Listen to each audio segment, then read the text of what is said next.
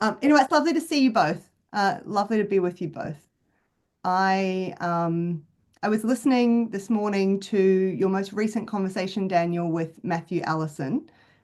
Always, yeah, there's something about the two of you when you speak together. Um, I don't know, just it's always magic to me. I love it. I love those conversations so much. Uh, and I got to a certain point. Now, granted, I didn't get all the way through it, so I don't know where the two of you ended up.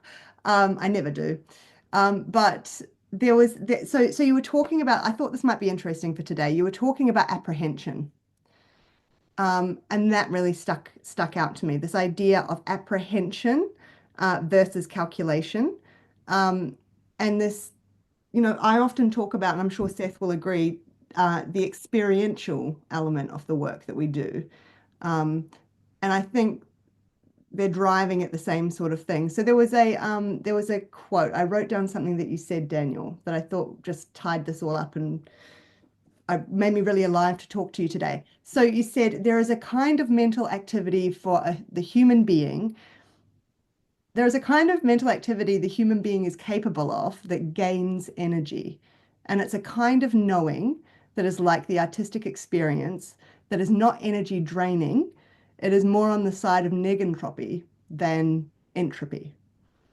So this like to me, it really struck me because that's my experience too. Like when you're in those moments of meaning and it sort of happens to you, I guess that's apprehension, right? You apprehend the beauty, you apprehend the meaning.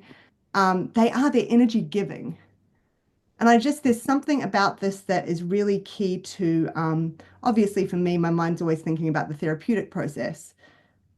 Something like that we're driving for when we're talking about experiential, versus something more like a calculation that's going on. And then you also led into talking about intuition.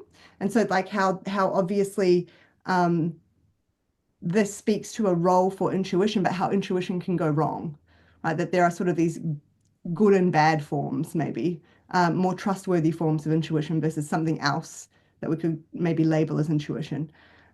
So something about all of that I just thought was really relevant to what we have been talking about as a group. This idea of authentic resonance, this idea of and it's hard because we're using words to describe it, right?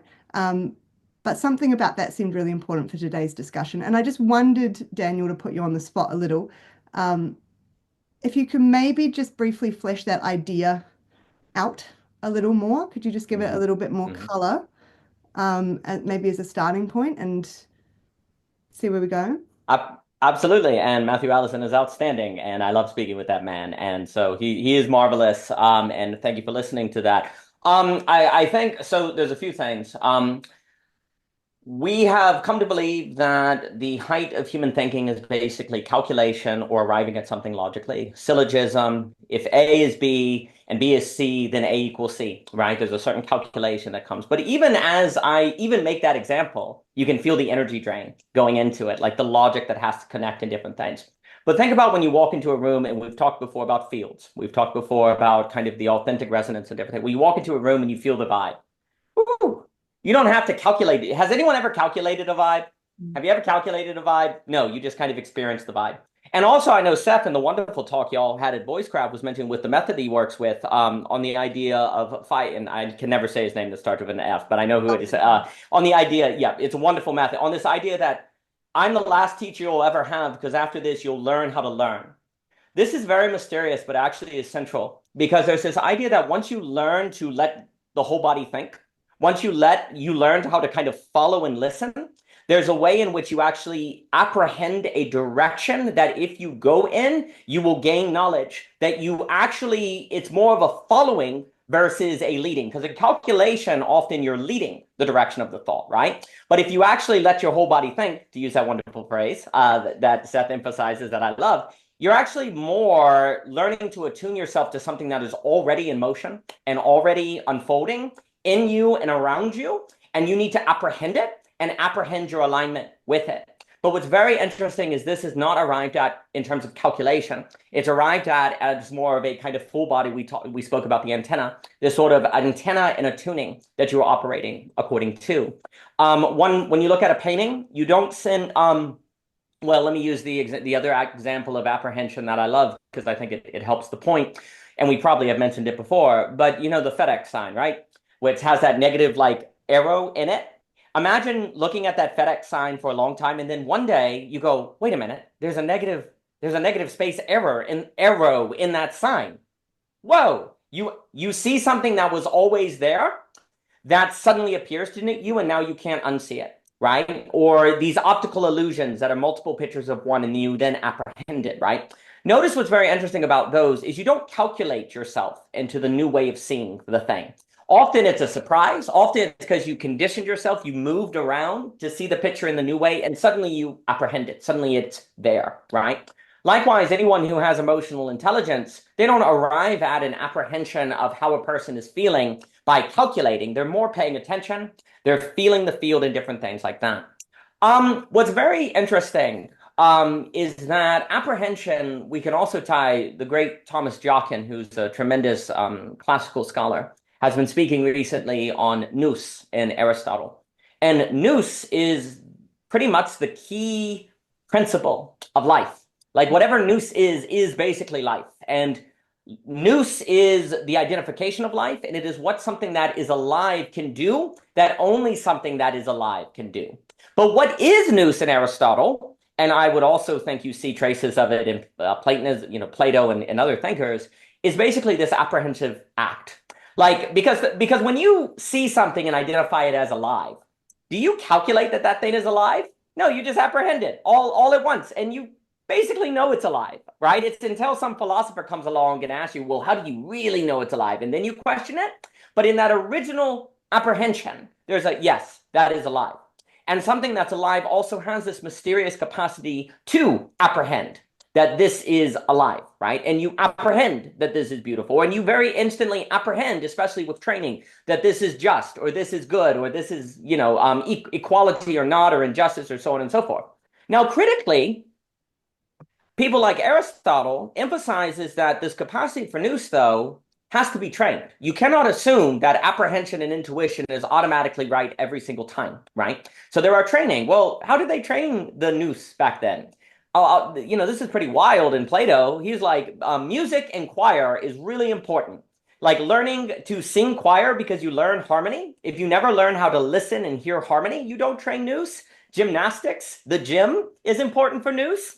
The ability to, play is important for nous. What's so wild is how this capacity is far more on the side of not studying and remembering, but actually using the fullness of your faculties to operate as well, right? And someone like Cicero also kind of associates, Cicero basically said if you wanted to be a great public speaker, you need to have a great breadth of knowledge, but also with that comes with this ability to actually apprehend across disciplines. It's not by chance that we've lost apprehension as we've become specialists, because apprehension has a lot to do with recognizing, sensing and recognizing patterns across disciplines, seeing something reoccurring that you intuit is there, and also knowing how to follow it. Because another way is when you could say that when you're listening to your body or following your body, there's a way in which there's a certain trust in a pattern of movement that it is heading toward or is trying to operate with, that if you use your logical brain, you will often actually miss, right? But these kinds of patterns, though, are not simplistic. Like, is dance patterned? In a way, but then if it's too patterned, it's bad, right? It has to be a dynamic, alive sort of orbit that you're following, right? That you're going in. It can't be chaos, but then if it's too predictable, then it also becomes dead, right? So you have to find what Aristotle, and then I'll stop, calls the mean. And the mean is not the middle. The mean is the fittingness, right? So for example, in dance, you have to find what's fitting between order and chaos, right? You have to find something that looks artful. Artfulness cannot be predictable, but it also cannot be too chaotic, right? Well, apprehension is really strongly tied to this recognition of the mean in all things, where you have this ability to sort of see, That thing actually is alive. It's not merely moving. It's not merely has the motions of life, like a zombie or something. No, that actually is alive. That meets the mean, right? And what's actually critical is that we are often judging means, discerning means all the time without even realizing it, right? We don't even know that it's occurring. And actually, again, for Aristotle, like without the nous, thought is not possible. Life is not possible. So if we're in a society that doesn't recognize apprehension and those capacities of the human being and actually tries to replace them with just calculation or logical thinking, then we're in huge trouble, actually. And actually what it means is we're just artificial intelligence because basically AI is intelligence without apprehension. And then we decide that is intelligence, like Viveki says, we make ourselves like that. And of course, we have that freedom to do those sorts of things. So apprehension is a much deeper faculty of human grasping. And what's critical about it, to the point on the entropy and negentropy, entropy in thought is more a result of the process it takes to arrive at something. But the better you get at apprehension, the more you actually grasp it and feel the energy in that sort of grasping. Just like when you get excited in a conversation or there's flow in the athletic field, you may have been running, there will be marathon runners who will talk about at the 20 mile, they get into the flow and suddenly they're full of a second wind. People talk about second winds or different things, right? So it's very clear that energy does not necessarily have a kind of going downhill sort of way, right? When you actually train the apprehension or you actually train the ability to let things come to you, as opposed to you go to it. Because another way to look at it is calculation is when you're going to it, whereas apprehension is where you let the thing come to you. Well, that actually has a very different energetic experience, right? And I think actually, in terms of just kind of the sociological, political, and economic ramifications, if most people's experience of, say, thinking or reading, etc., is in terms of calculation, then we should not be surprised if we have a society that is not, say, an informed citizenship, such as democracy seems to require, and a society where people don't want to read because their experience of learning is always energy draining, right? It's always like, ugh, a drag, right? Well, this notion of apprehension, when you start bringing that into the learning process, then it becomes a self-turning wheel. And it becomes something that people are energized and excited to do. And actually, if you don't get this to then speak to a final point, and then I'll pass it, although I always say that at least 4 times before actually passing it, it's a pattern, is that if you do not give people nous in that actual learning, they're still looking for that right? Well, the nous will give it to them in sensationalism, in us versus them dynamics, and extremism, and so on and so forth. That's the other, like this, I think there's actually real stakes in not cultivating this in people, because they're still looking for that drive. And if the apprehensive capacities are not trained, they're going to find it in, say, the dopamine or the sensationalism, and they're going to be manipulated, because we can give people something like that by making them angry or making them, afraid, or making them, feel like they need to go out and stop the bad guy, right? So the ability to find the fire, if you will, in, to have that capacity more at hand versus dependent on someone else to give you also makes you less manipulatable by institutions, politicians, and different forces. So there are real stakes in this capacity, I think. And again, Matthew is also, but I'll stop there. Can I say something briefly, and then Seth, I'll hand it over to you. This makes me think too, Daniel, about like mental health and this over-reliance on calculation. People who are cut off from their body, who are living in their head in this over-reliance of calculation. This is the fact that the effortfulness nature of that mode leads to the sense of draining oneself, right? Because there isn't this balance. That is actually deeply reinforcing to unconscious motivations for a person to suffer. So if we think about someone who is being, motivated by unconscious guilt, or, this sort of self-punishing relationship to oneself, some, deeper motivation that would like this person to be drained, depressed, right? That this energy sucking capability of being caught in calculation, and being cut off from one's body, this is all deeply reinforcing to that drive, right? And I think this is key to like I see and experience this in the therapy room so much. That's why this really is so alive for me. This difference between the drained, depressed position and then the pushing even more so to thinking and calculating one's way out of it. That on the surface level one can understand, how that might be an error, but even on that deeper level is actually reinforcing to something inside the person that would prefer them to be in that position, for whatever reason, right? And that once you can dig down and unearth that and sort of sort through that gives rise to this, yeah, all of a sudden being in a position when one is connected to one's body again, there is more energy flow.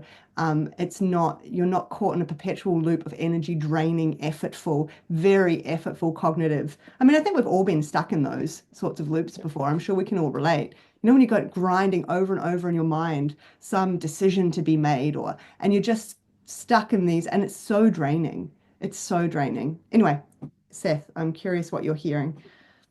Mm. Yeah, I've been thinking about how clarity usually comes when the mind isn't the primary thing that I'm listening to. And it's interesting because there's all kinds of processes you could do, or maybe you're writing something and you're not sure how to start the next paragraph, right? You're in that moment. Well, what you could do is reread what you just wrote, think about what you're trying to convey, and you could do things. They're not exactly calculation, but you could sort of try to logically work out what the next sentence should be, or you could just get very quiet, and then the next sentence might appear at a certain point, which is really interesting because in this example, we're talking about sentence, we're talking about words, we're talking about language, which tends to be the domain of mind. I'm really curious what goes on when I manage to create a bit of quiet in the mind and I tune into, a sensation somewhere in the body. And then, well, what I can say is before the words come, what comes is something wordless. And then there's just like if there were words, it'd be like, that's not it, that's not it, that's not it. Oh, you know? And so there's something, but the thing is, if you, as we all do, live in a world where we're just swimming in words and concepts, um, it can be easy to fall into the sense that I should somehow work out or calculate what I should do next. And not to mention, as we've talked about before, that moment that we've described as authentic resonance might actually require me to piss someone off or, do just the opposite of what I've been told. So the thing about words and about thinking is they're so easily codifiable, right? And if I, stand on top of a mountain and look out at a sunset, I could say, that's what life is all about. But it's hard to call that back up the next afternoon when I'm in the city, like stuck in traffic, because that thing was a feeling. It really wasn't. I mean, I might even come up with a line of poetry, but the moment of coming up with the line of poetry versus reciting it again. So I mean, I've I've been amazed at for all the work I've done to sort of emphasize the importance, the primacy of the body over the mind. I'm always slipping back into my mind. And it's always when I do something I wish I hadn't done, whenever I look back, it's because I thought I knew what to do. I thought I knew the answer. And of course, there's something called confusion that's real, like it's actually paralyzing and you don't know what to. But if you actually listen to confusion, if it was words, it would just be a swirl of words. I think when you do have some kind of clarity that we might call mental clarity, and I think that was part of the quotation from Daniel you read at the beginning, it was something about a mental. I mean, these words are useful because mental is a kind of orientation. And for example, if I say, oh, I was in a very mental kind of place when I made that decision, I think that's a meaningful thing. But of course, the brain's inside the body. We can debate forever where the mind is actually located. But if my heart wasn't beating and I wasn't breathing, if I couldn't feel my body, thinking wouldn't likely be occurring. So there's a thing that we do in calculation, and of course there are so many fields and disciplines that are very connected to the wonders of modernity for the human race that do come from calculation. I mean, calculation has produced all kinds of things. Um, but when I was in grade school and got the answer to the math problem, if something pinged in my body, it probably had more to do with the fact that if I thought I got a good grade, I would be viewed in a certain way. I mean, it wasn't actually, I mean, because I myself never like a real true mathematician, and some of the people who love math, they're kind of mystical people, actually. Like they're not experiencing math the way we're experiencing it when we're doing arithmetic or trying to work out our taxes or something. Um, but yeah, so I just think there's this confusion. I would love to understand how the aspect of myself that I call mind, that I call mental, could function in such a way that it wasn't sort of the thing that's always tying me up into knots. But I think, especially in the world we live in now, where you just get nothing but words and more words and this person's opinion and that person's opinion, it's very easy to fall into the trap of trying to calculate how to be a good person and to calculate how to be happy. And these are the things that I think come more from what Daniel's calling apprehension. So, yeah, I'll leave it at that. Please. No, magnificent. Not to jump in. So there's a few things that magnificent, and I'm really glad you brought up the idea of clarity. So there's something for me, and a way I've thought about it, not that it's correct or the language is the best language possible, but a way I've thought about it is there's some very odd connection between clarity and circulation in your being, dare I say. If I were to say that, to use three categories that I'm using very generally and don't have to stick to this language, but if you have emotion, action, thinking, then actually you need to maintain a circulation between all of those for each of them.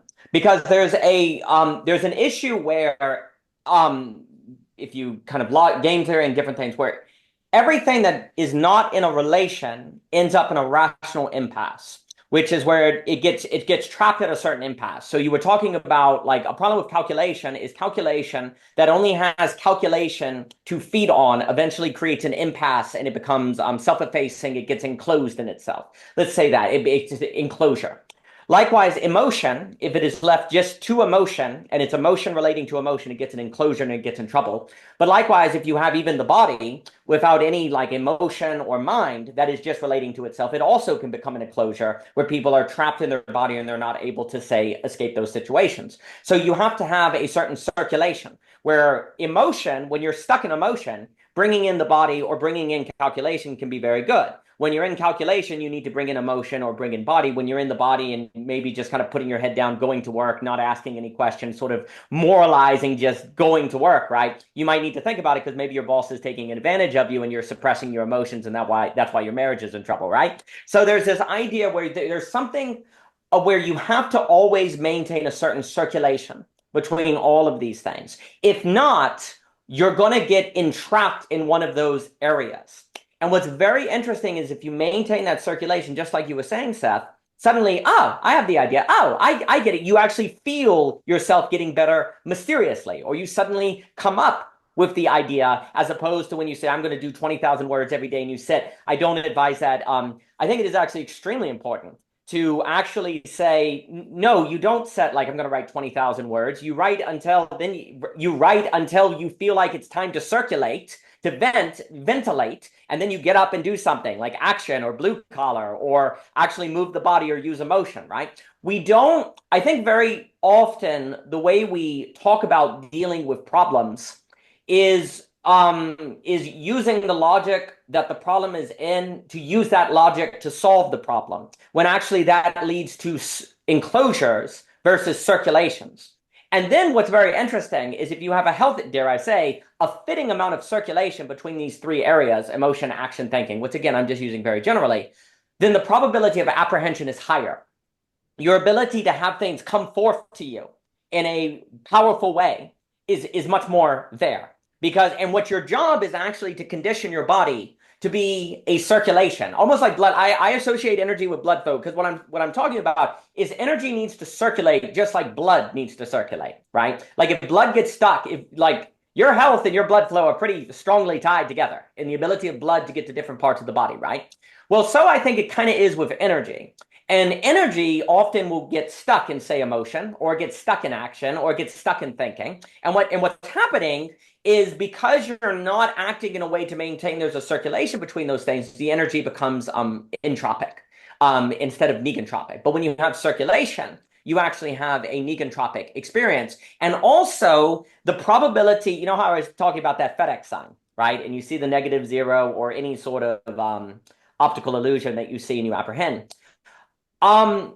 Basically, if we follow notions like beauty, every single phenomenon in reality actually has the potential to be like that FedEx sign, to unveil itself in a new way, to be experienced according to a higher quality. And the probability of that occurring is proportional to the degree you can maintain circulation in your being between those areas, right? So actually the point of thinking is to coordinate that circulation, and then you put yourself in the world before different things and with different people, and then the apprehension can occur because in your circulation, you actually make opening for the flow of the world, if you will, and the flow of others to actually reach you. And that then creates a negentropic system. That creates actually energy gaining. But the issue is that one of the reasons we don't like to do that is because the moment you start talking about three, you can talk about three body problems and it's unpredictable. And we want to be able to predict and note the outcome. But ironically, the only outcome you can guarantee is entropy. So if you live your life needing guarantee and needing plans and needing to know how everything's going to work out, that necessitates an entropic outcome.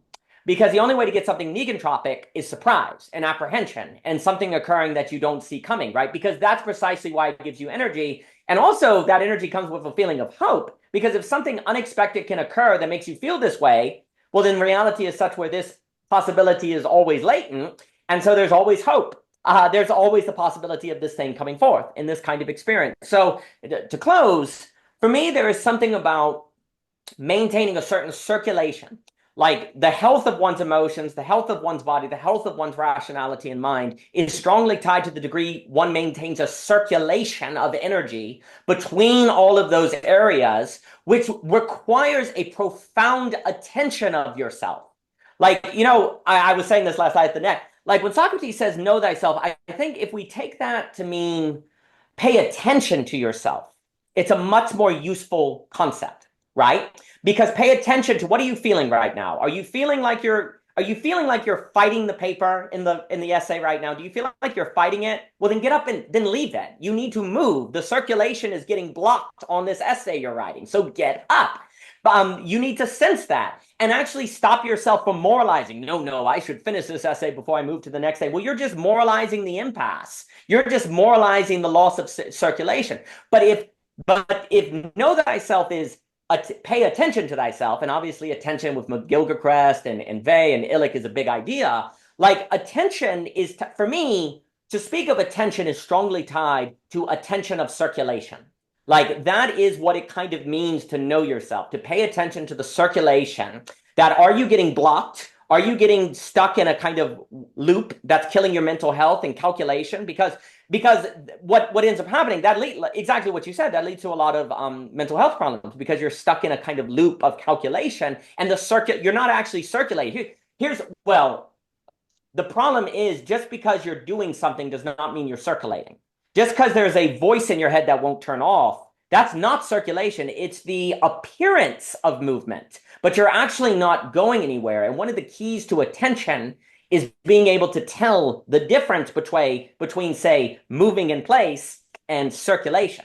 I mean, that's one of the key qualities of attention, if we use that idea, again, from awareness, that's another way people put it, is actually being able to tell these fine nuanced difference between a lot of activity and circulation, right? Circulation, as we're describing it, is necessarily multi-dimensions, right? It can't be located in a single capacity like the mind, right? But you've got to be able to tell those difference. But then, of course, this would suggest that the prime role of thinking is actually to tell those nuanced differences according to awareness and attention, not just calculation. Calculation is actually best a conditioning of the circulation, of which allows the possibility of calculation, but that occurs when we get locked into a single domain, say thinking, or maybe emotion, or maybe the body, and we don't have circulation going on, right? And then the funny thing is, I do think the experience of when you actually do have circulation, the feeling of it is actually being more present in your body. You feel more whole. You don't feel like you're trapped in your body, nor that you're trapped in your emotions, nor that you're trapped in your thinking. You have this feeling of actually being entire, actually. Like people talk about present, right? That tends to be a good sign of circulation in the way that we are being described. But you have to be able to have that awareness, and it does seem to come down to the entire body as an antenna, as we talked about, to actually have these attentions. I'll pause there, but those were some thoughts. Yeah, I love this circulation and ventilation, and I guess my mind goes to how do we facilitate another person's attunement to this? Like even like you could think about parenting, you could think about being in the role of some kind of practitioner, clinician, who's, your job is you're there to actually kind of do that sort of thing, just being a friend, being a whatever. How does one, because, we can easily see how this can become, as it often does, just another set of rules. Like, I read in a book that there are 3 things that I'm meant to be circulating between, and now, in a mechanical way, I'm going to go through those and hold myself very rigidly to it and give myself a hard time when it's not working because I'm not doing it right. And Right. like it just becomes that again, like you say, this kind of faux appearance of, and there's this profound attention to oneself that you're talking about. How can we, I mean, I hate to use the word training, but I guess it is, how can we be helping to train that, either as a parent or adult to adult? Because, you were talking there, Daniel, about perhaps this is kind of the place of thinking, that this might be kind of the tool that one uses for the discernment of that. But I don't know. I almost wonder if it's its own sort of category. There's something, to me, there's also almost something mysterious um, to sort of noticing and paying attention and sort of knowing that the movement is needed now. To me, even that seems to sort of be a nudge that comes up from within me, as opposed to kind of a thinking through, okay, I'm getting stuck in this now, maybe, I don't know, maybe I'm getting something confused and all of that. But I think even this realm of thinking is just very confusing for people, and I think I think that language, what a thing. I think that we're getting stuck in this idea that it's almost like having a coach in your head. You need to have a coach in there. You need to have this part of you that is sort of narrating and keeping you on track, your life coach in your head. And they are they store all the knowledge about all the self-help books you've read and the things you should be doing. And some of that is the moralizing, I agree, but I think there's also like a whole separate thing it's not even necessarily moral. It's I'm really, I don't know, like I should be talking to myself, and I don't know, maybe, and to be fair, I think it does operate in that way for lots of people. Yeah, yeah, and there might that maybe that's like the beginning of something that becomes more embedded or embodied or something. But yes, please, Daniel. No, not to jump in. I should No. clarify. For me, there's a key difference between the word condition and conclude. So most of the time we use thinking to conclude. Actually, thinking is properly, once you see it having a role of this circulation, it's more about design and architecture for something non-thinking to break through, actually. Right. Like, so the word condition, like, what are the conditions that need to be maintained and kept so that something like a Heideggerian clearing can come through, right? Because what we've mostly done is use thinking to conclude what is the right course of action versus use thinking to create the conditions in which the right course can come forth in non-thinking terms, right? Like the big thing we talk about in reconstructing ASA is conditionalism as a certain middle almost between subjectivity and objectivity. As an example of a condition, take a shadow. How do you get a shadow? There has to be a very particular condition. It's not merely light on or light off. You have to arrange the thing in the right place, and the light is coming over here, and you have to pay attention to all of the environment, and you create the conditions where there's the possibility of a shadow. Or the possibility, what is a veil? A veil is very interesting because if it is too opaque, it's a wall, but if there's nothing there, it's nothing. So you have to figure out the condition to create something like a veil, and you find the mean, right? Because conditions and means are strongly tied, right? We've tried to use thinking as the mechanism of conclusion to do the whole, right? To arrive at the end. When thinking is, in my opinion, it is supposed to have the role of determining what are the conditions that can be set for something that cannot be done by thinking to have a higher probability of arriving, right? Because what that does is you're seeing thinking in an architectural and design role, and then that's making way for, say, emotions in the body, right? Like it's creating the space in which actually you can have the apprehension occur, but thinking itself is not the apprehension. It creates the space of its possibility. So it's much more architectural. It is much more thinking conditions, and then defending those conditions. Because another thing, and then I'll stop, more can be said on this, but like, I also think, like from David Hume, thinking is more about like self-defense than conclusion. If someone is coming up and telling you you're wrong, or they're trying to manipulate you into a political regime, then you have the logic and rationality to defend your clearing, to defend your space, to defend your relationships,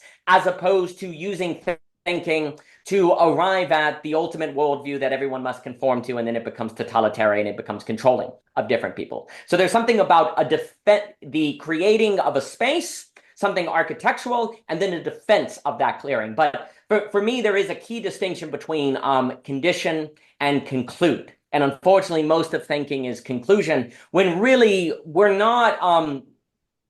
Another way to put this, conclusions are entropic. When you reach a conclusion, it feels entropic because then you actually stop caring about it. This is the irony. Like when you actually reach a conclusion, you go, yay. And of course, from psychoanalysis, we learn it never brings you the full happiness. And then you're bored, and there's all these kind of ironies that occur, right? Conclusions set you up to be actually entropic, right? But conditions that are letting things come forth that you cannot reduce to thinking are actually what create energy and are what are actually exciting and actually create mystery and the unknown. And like the rigor of mystery can occur, right? But thinking needs to be in service of creating a space for that unfolding of mystery, not to create a conclusion, because when it does that, it actually creates entropy. Happy to say more on that, but it's a very fair point you're making. I'm sorry, I'll pass to you, Seth. This is bringing in belief, right? Like as well, like, you know, yes. So you were talking about as well with Matthew Allison. I wrote this one down too. If there's no possibility of mistake, then is it belief or is it conclusion, right? And that just like so nicely, concisely put into terms what I've always felt. You know, the whole point of belief is that you are sort of taking a risk. You are that it may, and because I guess still my mind goes to, I understand what you're saying, Daniel. I understand what you're saying about setting the conditions. But again, for someone who is sort of listening or who's maybe not so deeply considered these things before, I can almost hear the question coming next of, okay, so what are the ways I'm meant to be thinking to create those conditions? Right, you know, like it becomes this kind of, tell me, give them to me so I can put them in my head as a list and a morning routine I can do, or like a thing I can do that is then going to fix it for me, so that myself can burst forth, you know, as opposed to something that I think maybe is more like, I guess, this constant kind of reciprocal connection of the idea of like, how do I ensure that there's something of me that is truly informing the thinking. I don't know how to put it into words, as opposed to I am some higher authorities telling me, and I'm like putting that software in place. And um, how am I? Yeah, anyway, please, Seth, I would love to hear what you've got to say. I'm still formulating words. Something I'm noticing is there is such a thing in human history and contemporary society that we could call wisdom in as a kind of a,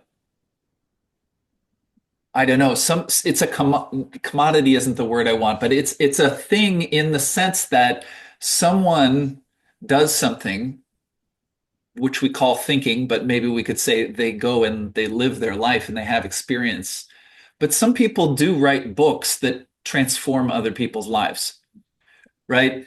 And I mean, I love what you said, Aspasia. It's as if we're supposed to have that coach who lives in our head, and I just, like I just program the perfect coach and just stick it in there, and it never works. But there is something that can be conveyed from one person's experience to another. I was thinking earlier in the conversation of what spiritual teachers will call a pointer, right? It's like I say words, but the words are pointing to something. Don't look for the answer in the words I just said.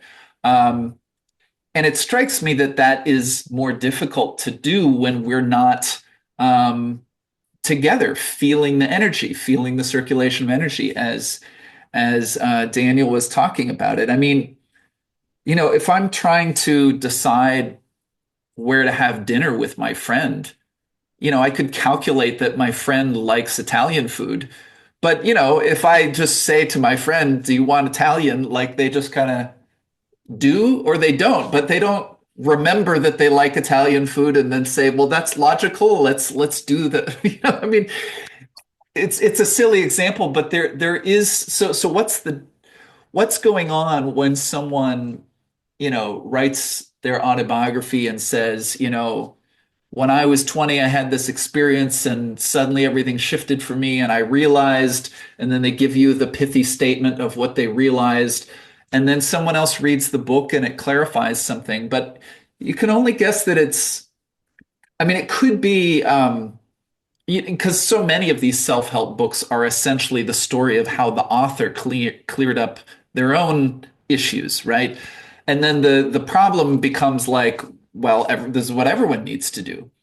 And yet there might be a certain audience whose personality type is like that author and it works for them, right? And so this is a bit of the nuance.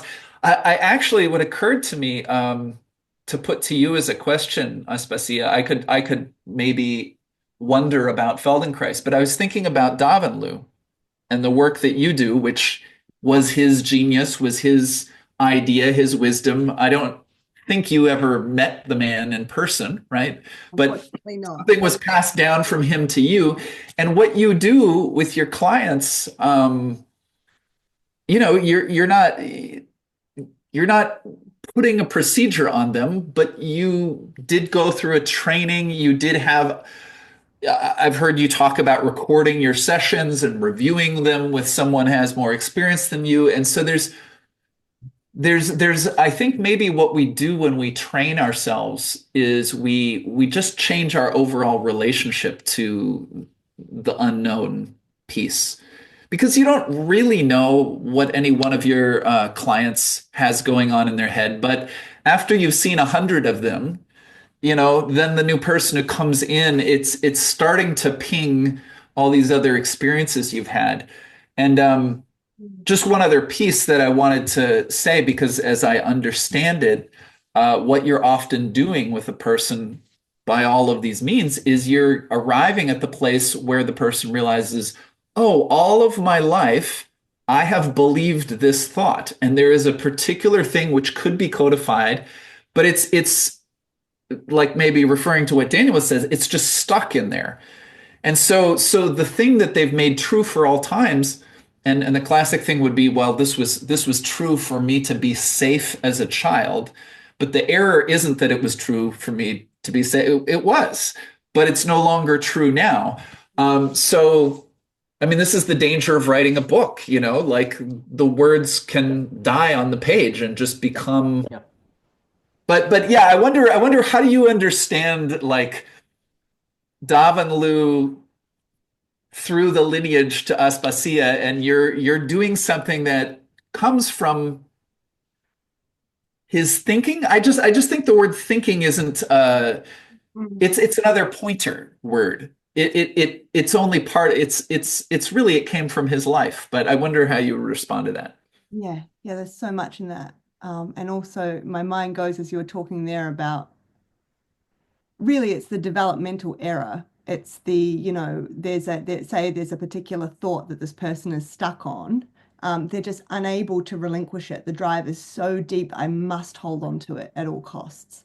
And it holds up this whole structure that I guess to put it in these terms is getting in the way of circulation that might otherwise be able to occur. And it kind of is. This always does sort of come back to a discussion about energy. Like I just don't like I think about like Eastern medicine and like this really always for me when we get into these parts, I almost feel like it is a little bit like a Reiki almost. Like it's like if we really think it's like a reaching in and kind of help figuratively helping a person sort of reach in and like pull out a piece finally that then clears up the circulation, and that is kind of the self-healing part. Right now things can start to, and this is like a developmental injury that is no longer. Anyway, there's a lot I could say about that piece. I'm going to put that to one side because you asked me a particular question about Davanloo. So so um so Davanloo was a very from I don't want to say words anyway from my perspective, from what I understand, Davanloo was a very intense individual, right? Like this is not someone who is very like when I said like he would like to my mind he was like in all in with his whole body, right? Like he developed these insights. He reminds me a little bit, I guess, in that regard, sort of like Feldenkrais. He developed these insights based on, to my understanding, kind of almost like this felt sense is coming up from inside himself, like following what we might call intuition. But then really rigorously trying to look at. So he started videoing all his work. And he would painstakingly watch these videos, just thousands and thousands of hours of videos to break down what is happening here with this person. And that's how he developed his method. And he got to a point where he was really working kind of, I don't know how to use these words, I guess kind of intuitively. He was just, people who met him spoke about how he could just sit with you and he almost infiltrated your dreams is one way. He did, for some people. Like he could just sort of see you and almost do that like pluck just the right kind of energy. Like he was so, and it's something that probably can't, but who knows, but probably can't be easily replicated. It may just be a feature of him as a person, right? But he was able to at least codify to some extent some of what he was learning that had enough pattern to it. It could be kind of used. But the key, and I think maybe this is what you're getting to, Seth, as well. The key with all of these things, ISTDP, Feldenkrais, whatever kind of therapy you want to talk about, is one can't hold too rigidly to the theory and the procedure because one will miss the person in front of you. And to try and remember that these are, I guess, like means, like averages. They are skill sets that are useful to a certain extent, and then one must always be willing to sort of let go of them to some degree and sort of follow the lead. But there is, yeah, there is something about I think what touches me so deeply about Davanloo's procedures theory. He came up with a whole meta psychology as well. So there are key, I mean, I could talk about this for hours, but there are key elements that he brought into the discussion that I have just never seen discussed in therapies before. Like I've trained in lots of different approaches, and that seemed to cut through they just seem to cut through the noise. What is it they're cutting through? They just seem to be able to cut through, I guess, the calculation errors that are going on. They can just, in a manner that other therapies can't get to. I think other therapies fall into a maybe going back more into a calculation mode, or I don't know exactly what it is. They cut through the noise. I think of the body, I think of authentic resonance, right? Yes. And They, so even if we're thinking through something, I like what Daniel said about it's not always, it's not always a conclusion.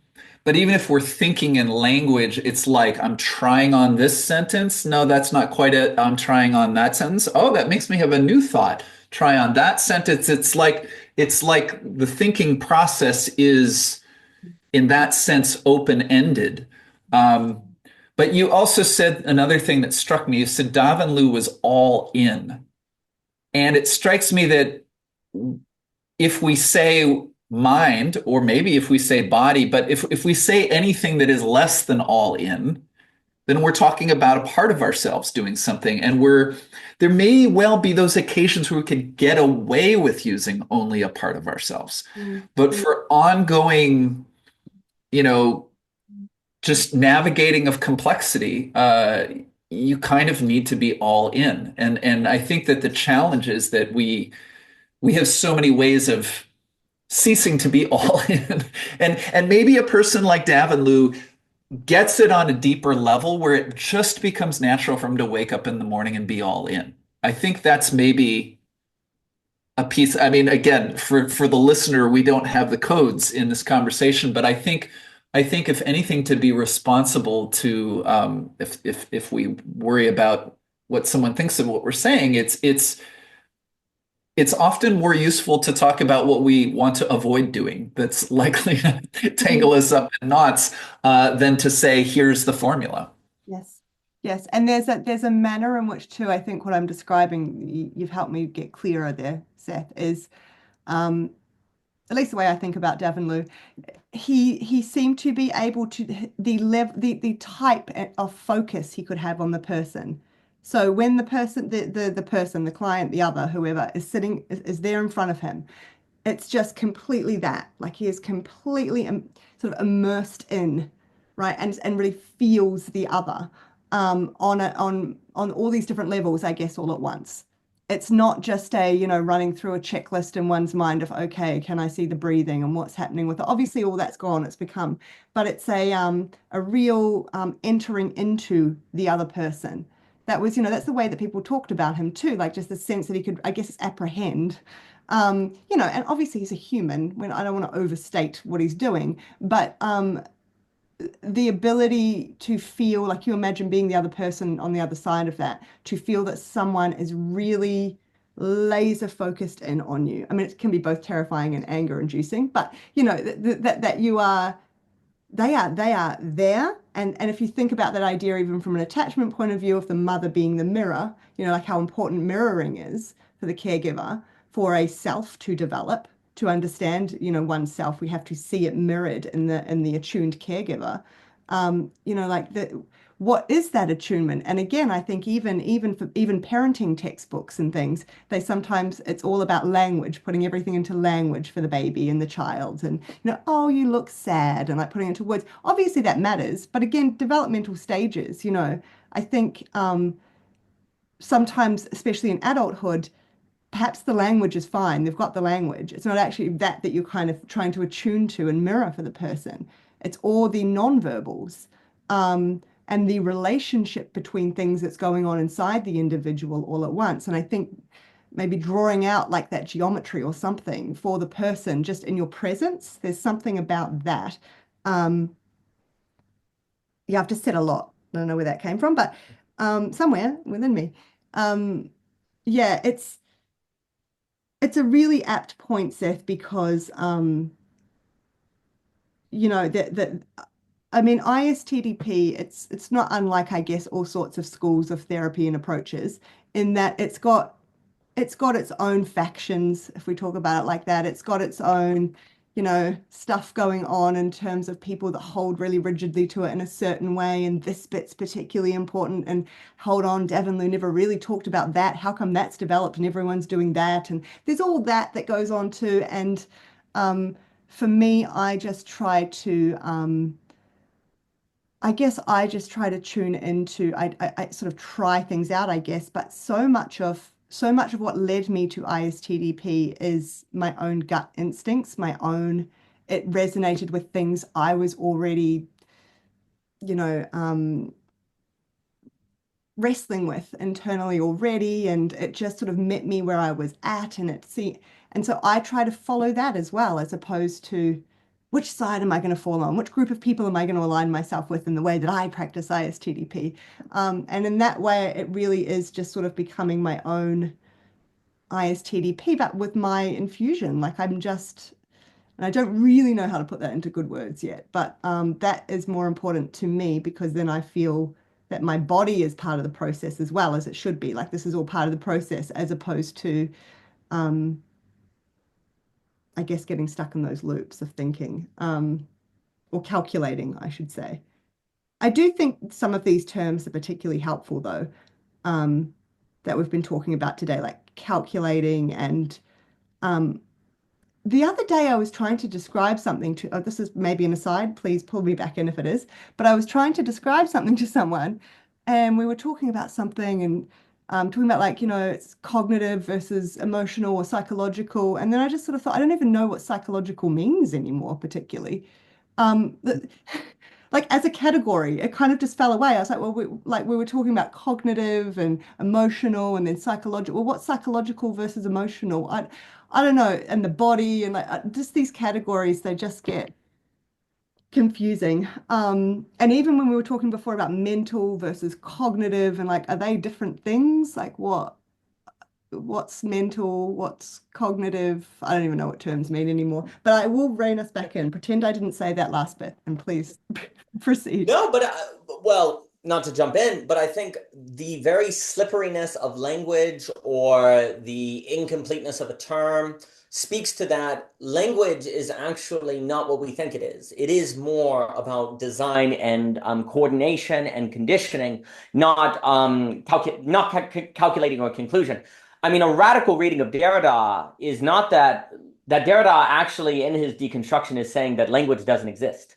Language is not what we think it is, that it is actually some sort of exchange of energy, basically, to move around a certain condition for new possibilities to come forth that is not merely the information of the definitions of terms. Like when we use words, we're trying to create a certain space more so than exchange information. But we think about words as definitions. And so what we do is we think when we speak that we're exchanging information, but really what we're doing is we're trying to create a certain condition, a certain space in which you're able to apprehend things you've never thought before. You apprehend more than conclude. A conversation where you're concluding what you're going to say is entropic and tiring and often small talk, and you want to get out of it. A conversation full of apprehension is one that can go on forever. And I would argue that Derrida, the good reading of Derrida, in my opinion, is actually suggesting language must be about conditions of apprehension, because you cannot explain language according to definitions. And he does this whole philosophy of difference and all of that. You're saying because no one before they use words thinks about a dictionary, picks the words one by one based on definitions. You just find yourself using terms, right? You don't even know, you just find yourself using terms. But as you're doing it, you're really not calculating what words you use as you use them. You're using them from a felt sense, from a deeper sense, and hearing them as you use and go, yep, that fits, yep, that fits, yep, that fits, that fits. But it isn't primarily a conclusive activity.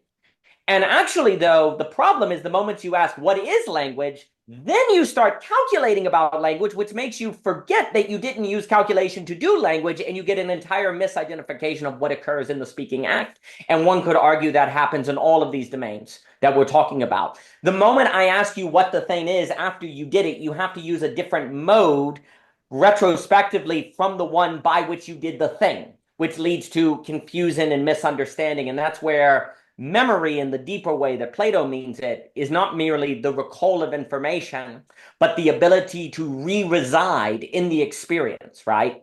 Like that's memory, like trying to reside again in something that is no longer present, which is, of course, impossible.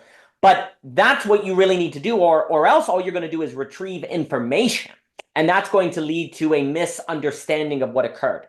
So I think that's an issue. So a few things. I think a lot of it, very please. briefly, just throw in. I think like spontaneous speech is sort of what you're pointing to there too. Like Yes. this is why spontaneous speech, free association, someone who's just free to speak without trying to manage what their presentation, manage how they're seen by the other. It is because it's coming from something more maybe body based or that is why we are able to maybe, if we're trained to apprehend patterns that are going on below the surface and issues that are going on with circulation under the surface from a spontaneous speech. But anyway, please.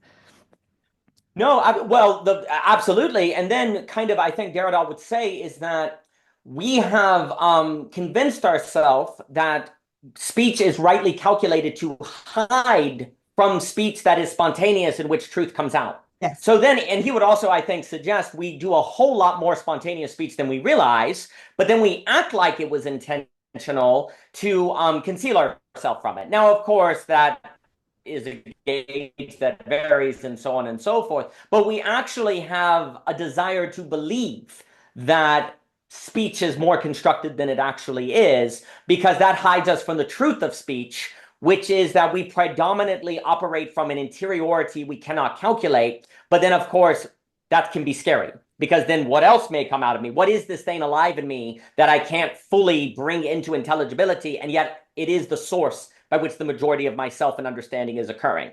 Like if you really pay attention to how many thoughts you have that you don't intend, how many things you say without intending it, you would have to conclude the high majority of what comes out of you is things that you don't really understand how they're coming out of you, or where they're coming from, or the mysterious alchemy that is making their possibility. And if you take that real seriously, well, then we may have to rethink what it is to be mature, rethink what it is to develop, rethink what it is to spend our time, right? Because the way I would also put a lot of this is we exist today under the tyranny of planning, and we don't have any preparing, because we think that everything is planned. It's mechanical. I know I can calculate it, right? So a mature person has plans. A responsible person has a 5-year plan. We plan everything out, right? All of this is a way to conceal ourselves from the fact that the majority of ourselves is unplanned.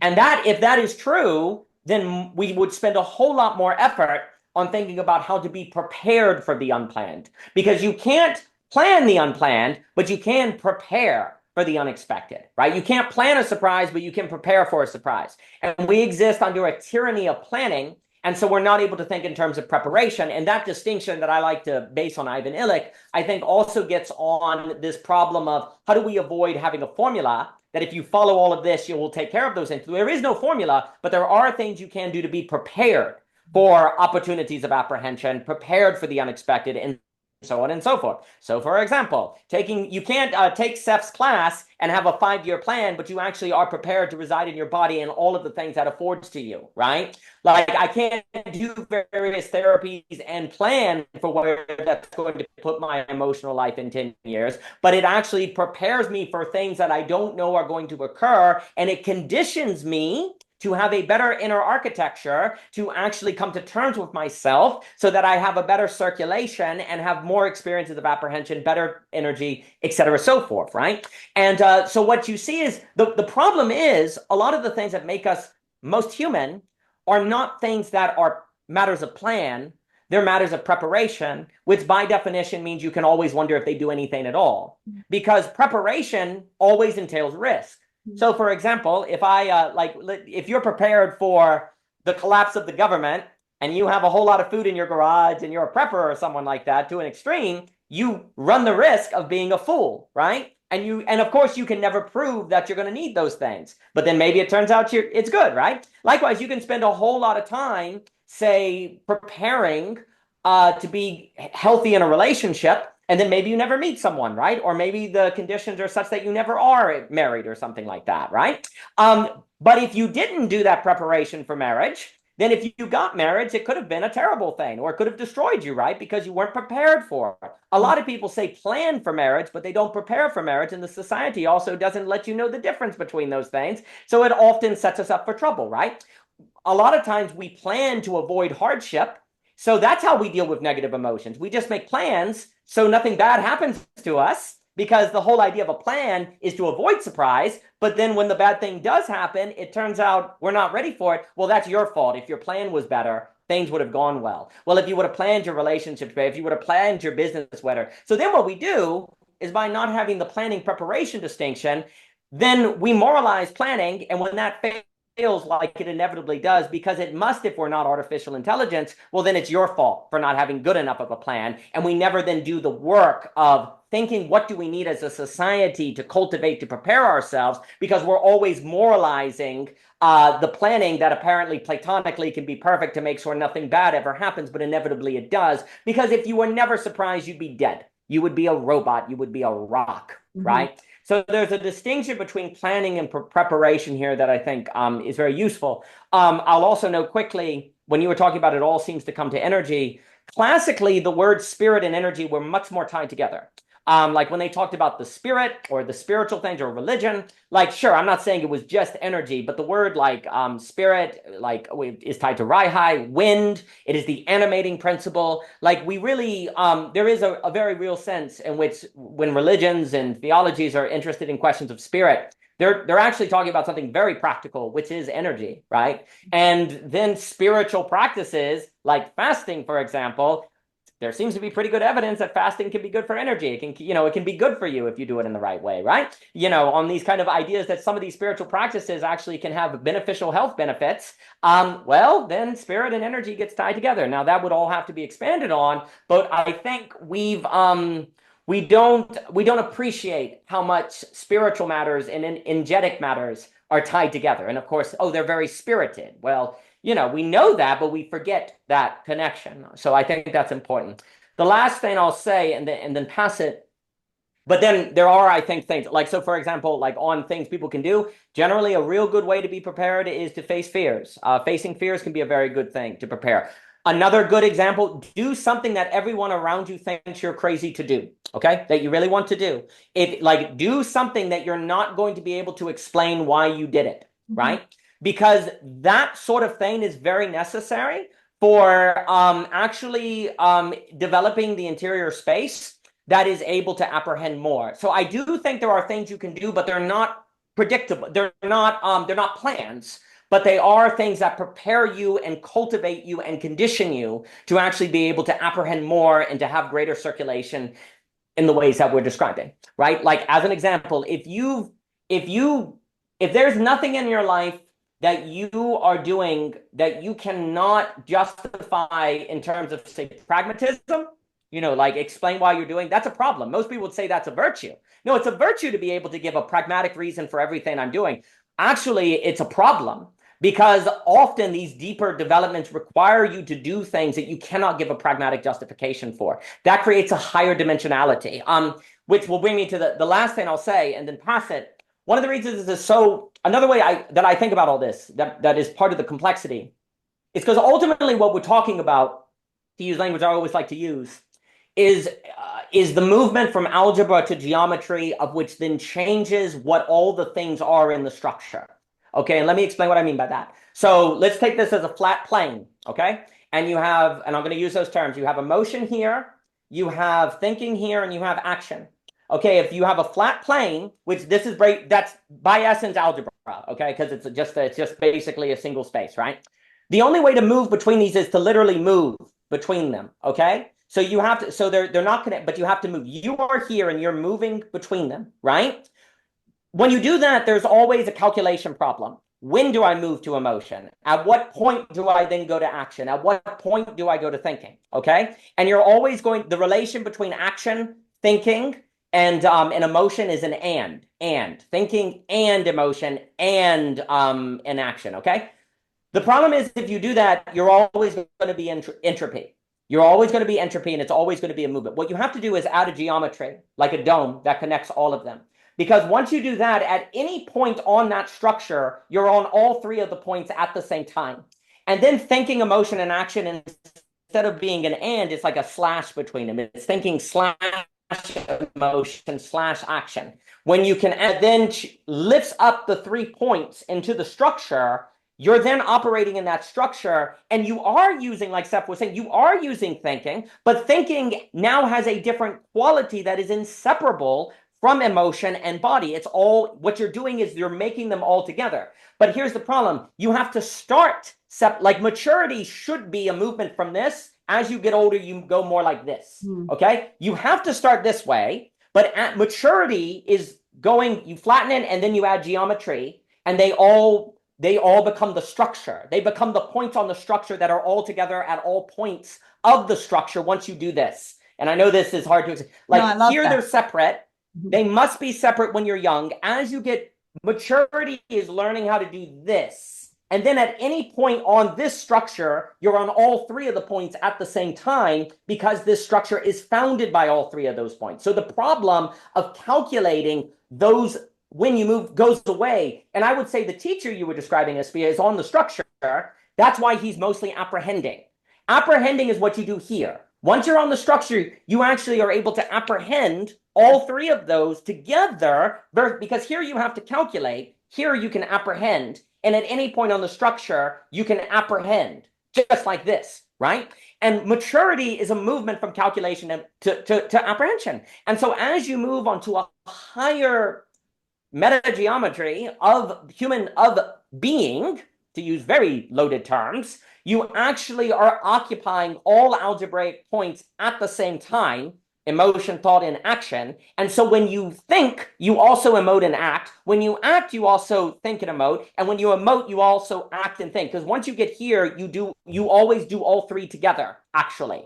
And I think you see, and that also is a defining feature of expertise. Like the best artists, when they're always doing the expertise, right? Like even when they're not doing it, they're doing it, right? Like great masters of crafts are mysteriously, as they're cooking food, also working on their poetry. And as they're working on their poetry, they're also working on their not need of poetry. Like you get this higher geometrical structure in operation. In maturity, I think, I'll stop here. But maturity, like there are points, then it moves here and you have a structure. And when you're on the structure, you're then on all of those points at the same time. But again, the last thing, well, one more. The problem is the very act of discussing this, though, must be sequential. That's also the problem. Language is and space. You can't make a word by removing the space between all of the words. So you're always going to have the problem of the communication of this higher geometry being algebraic per se, because words are separated, right? They are a sequence, right? You don't apprehend, like the appearance of words are in an order, in a sequence, and thus it comes across as a calculating activity, right? If you're just looking at it. But then, of course, the more you actually train in language, the more you actually do increasingly experience it as something that just washes over you, right? Like that's a key. When you're younger, you tend to hinge on every word, like nervous, think about. But as you get older, you actually become more able to let words wash over you, let words wash over you. So they actually are more pointing to the structure. But nevertheless, language is still in its activity sequential. So that's another problem here, is the very act of talking about all of this creates the impression of the non-existence of that structure. And instead, it just seems sequential. But let me pause there. Yeah, and I'll be quick again. Sorry, Seth. I keep it's on the tip of my tongue. There's something that I love that. Thank you. I love the developmental aspect of this. This is so useful. Because it's almost like, I don't know, tell me if this makes sense. Is it almost as though on the plane, once circulation is able to occur and flow at in a particular manner with a particular speed, whatever, without a level of effortfulness, right? That allows for then, like it's almost like a hologram that almost allows for then the higher geometry, right? Like to kind of yes, 100%. Yeah. Yep. And so that's beautiful. And so this actually fits too with, I think, what you were asking me about too, Seth, with Davanloo and ISTDP. And a lot of what's at the core of what we're trying to do in that approach is we are teaching people to hold multiple things at once. It's like, it sounds so simple, but it really is. It's not a, like you say, this kind of linear choice of, I'm here now and have to feel this one, or I'm here and I have to think, and now I'm feeling, and now I need to, it's actually holding, and it's really hard to do. This is, complex mixed emotions, essentially. Being able to hold both and notice both within oneself at once without having to choose one over the other. They are both there happening at once. And really helping a person to pay attention to that actually really quiets the mind. And the agony of trying to manage that, some part of yourself that's aware that there's two conflictual things happening at once, the agony of trying to manage that through thought or cognition or whatever just falls away once one is able to just, oh, I can just have both, right? And that's kind of a new starting point that is much more peaceful, from which, there's still going to be the emotional tone and everything, but the anxiety, which is the thing that you experience when the mind is racing and you're trying to manage them, when that's gone, emotions have a completely different quality to them that people used to think was an like most people think that their anxious anger, which is really just the anxiety that sits on top of the anger, that most people think that is what the experience of anger is. And once you can clear up the anxiety, they can actually just feel the emotion of anger, as an example. Anyway, and it's very different, and it's much more, it's without distress. It's without distress. I was going to say peaceful. It's not, it's enlivening, but it's without distress. And you feel more able to make decisions or to start from there. And the other thing I wanted to also mention what we were saying about energy. That's what clinical psychology did. It took away energy, like it became the scientific discipline. And I think that's where the idea of like energy being any part of this kind of got scrubbed, and everything must be very measurable, you know what I'm trying to say. So I think, clinical psychology as a discipline really got rid of anything that might be sort of more spiritual or mysterious, or this idea of energy that is so key to all of this process. And that's part of what I love about, any of the psychoanalytic or psychodynamic approaches, which are quite separate from that school, from clinical psychology per se. None of that was in my training, like my university training, because it was clinical psychology. And it's just such a shame. But I did want to say, too, as we're talking, I think it's clear to me, maybe in reference to your question, Seth, about ISTDP and Davanloo, is it's like, for me, the technique of ISTDP, it sort of prepares, is a estimation of something you can do that might best prepare the conditions for this this circulation, or maybe it's authentic resonance. It prepares the conditions that authentic resonance is therefore more likely and able to occur, but you can't make it occur, and the person can't make it occur, but it's a clearing thing. It's a technique that pretty reliably can prepare the conditions for that. And for this kind of circulation that to me sounds like is more energy giving than energy depleting. We're trying to create a form of, like there's always going to be, I think it's important to recognize that this isn't about reaching some level of like spiritual great enlightenment where all we're ever doing is, like we'll still get stuck in things, but trying to change the balance of that. Now something is cleared enough within me where that sort of authentic resonance or the circulation can be happening well enough that there are enough moments that maybe the balance changes, that they are energy giving versus the energy depleting stuff, so that as a whole, I'm moving somewhere. I have some, I'm alive, I'm enlivened, as opposed to feeling deadened and just like dying every day. Yeah. Yeah, you were just talking about clearing something. And earlier, Daniel was talking about an interior space that affords a possibility. If I asked you, should I speak softly or speak loudly, you would probably say to me, like, well, depends on the situation. But if I was a child in a household where I learned if I'm smart, I will speak softly, what can happen as an adult is I can think about speaking loudly, and that even that thought is forbidden. Yeah. Right? Like this is one of the ways we really screw ourselves up with thinking is we actually don't allow certain thoughts. You know, like, or someone gets mad and we think, I want to kill that person. And then I think, oh my God, am I a murderer? No, no, no, no, no, no. You know, but already the body is contracted. You know, this something if we want to use their word energy, we've restricted the flow. And I've been having a really interesting experience with this conversation. I think this happens in all kinds of conversations. So we've defined a territory that we're exploring together. But you know, when one of you is speaking, my attention is still following along, and I'm definitely feeling things in the body. Sometimes you say something funny, and so there's humor and there's joy in the body. But in any case, if it was a different conversation, that would be happening too. But I'm currently tuned to this conversation, right? And so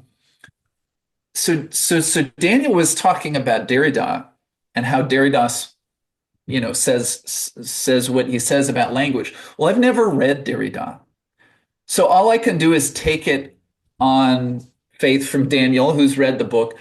But then what you were saying reminded me of something in my childhood and something I mentioned yesterday, and I guess Daniel might have heard, but I was speaking yesterday about being a kid and speaking in tongues, right? And what you said about Derrida is that he says, well, these words, we think of them as definitions, but actually there's just, you know, these are the words that are flowing out of my mouth right now. I didn't go in a dictionary to find them, right? And what happened for me as a child is I learned to speak, but I always tell the story that was second grade. I don't know if it was, but I have this image in my head of walking to school and talking to myself in tongues. Because as a child, I had learned to speak English, but you know, with a child's vocabulary. So we're still learning, oh, I've never heard that word. What does that mean? And the first time you hear a word that you don't know what it means, especially if you don't have any sense of etymology, so you start to make guesses about words as an adult. But as a child, you just go, that's the weirdest combination of letters and the weirdest, like, how do I make my tongue say that? And so what I did is I kind of reversed it and I said, oh, I've been taught how to pronounce all these words, which are constructed from letters. And I mean, part of speaking in tongues at times for me wasn't, the funny thing is actually it was somewhat calculated. If I put this letter and then this letter and then this letter, or I liked rhyming, right? And so I think of all the words that rhyme with, you know, clap. And so I go tap and stap and zap. But at a certain point, it was like, you know, splap. And it was like, yeah, why isn't that a word? But it rhymes. And it, you know, and so what do you do with splap? Well, you can spell it. It would be SPL, SP splap. Yeah, SPLAP. Or so what do you do with that? But it comes out of my mouth, and then so this is the part where also then Daniel says, what about the thing that you do that no one understands why you do it? And are you willing to do it?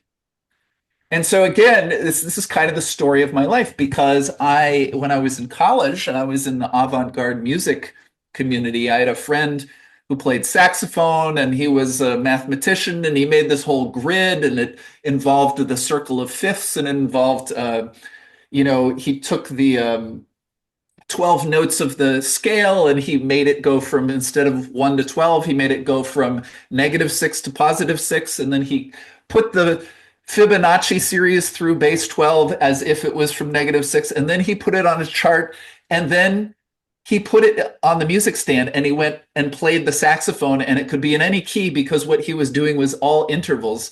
And I think Daniel, who's a musician, knows kind of what this might mean. But I mean, I used to play the saxophone. Oh, okay, so you can both get not well, yes, but I played the saxophone, yeah. But so I was just like, what the hell? And I mean, I couldn't actually verify, was he doing what he said he was doing, but that's what he said he was doing. And I know that he was my housemate. He would be in the basement, and what I would hear was very fast series of notes played very quickly. So, but I took the idea and I said, what is language when I don't like, what does Swedish sound like? Well, it doesn't sound like meaning to me because I'm not a Swede, but it sounds like the most interesting combination of phonetics. And when I try to learn Swedish, I just, trip over my tongue constantly. But these Swedes, they have this incredible capacity to spit out all these weird sounds. And then I said, I guess that's fluency. I guess that's what we call being fluent. So what I did is I took a series of meaningless syllables and I put them in a grid like my friend did. And then I said fluency would be I can move through it in any way. And so I started playing with this. And then, if nothing else, it's a good story.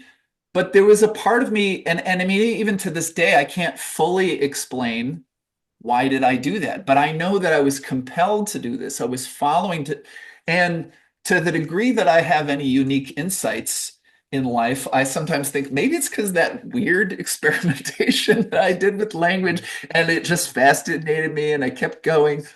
But here's the last thing I'll say is, so we talked about, I could be a child who decides that it's like a universal truth that I should always speak quietly, and that later is going to hurt me in life, maybe just because I can't get my voice heard or whatever.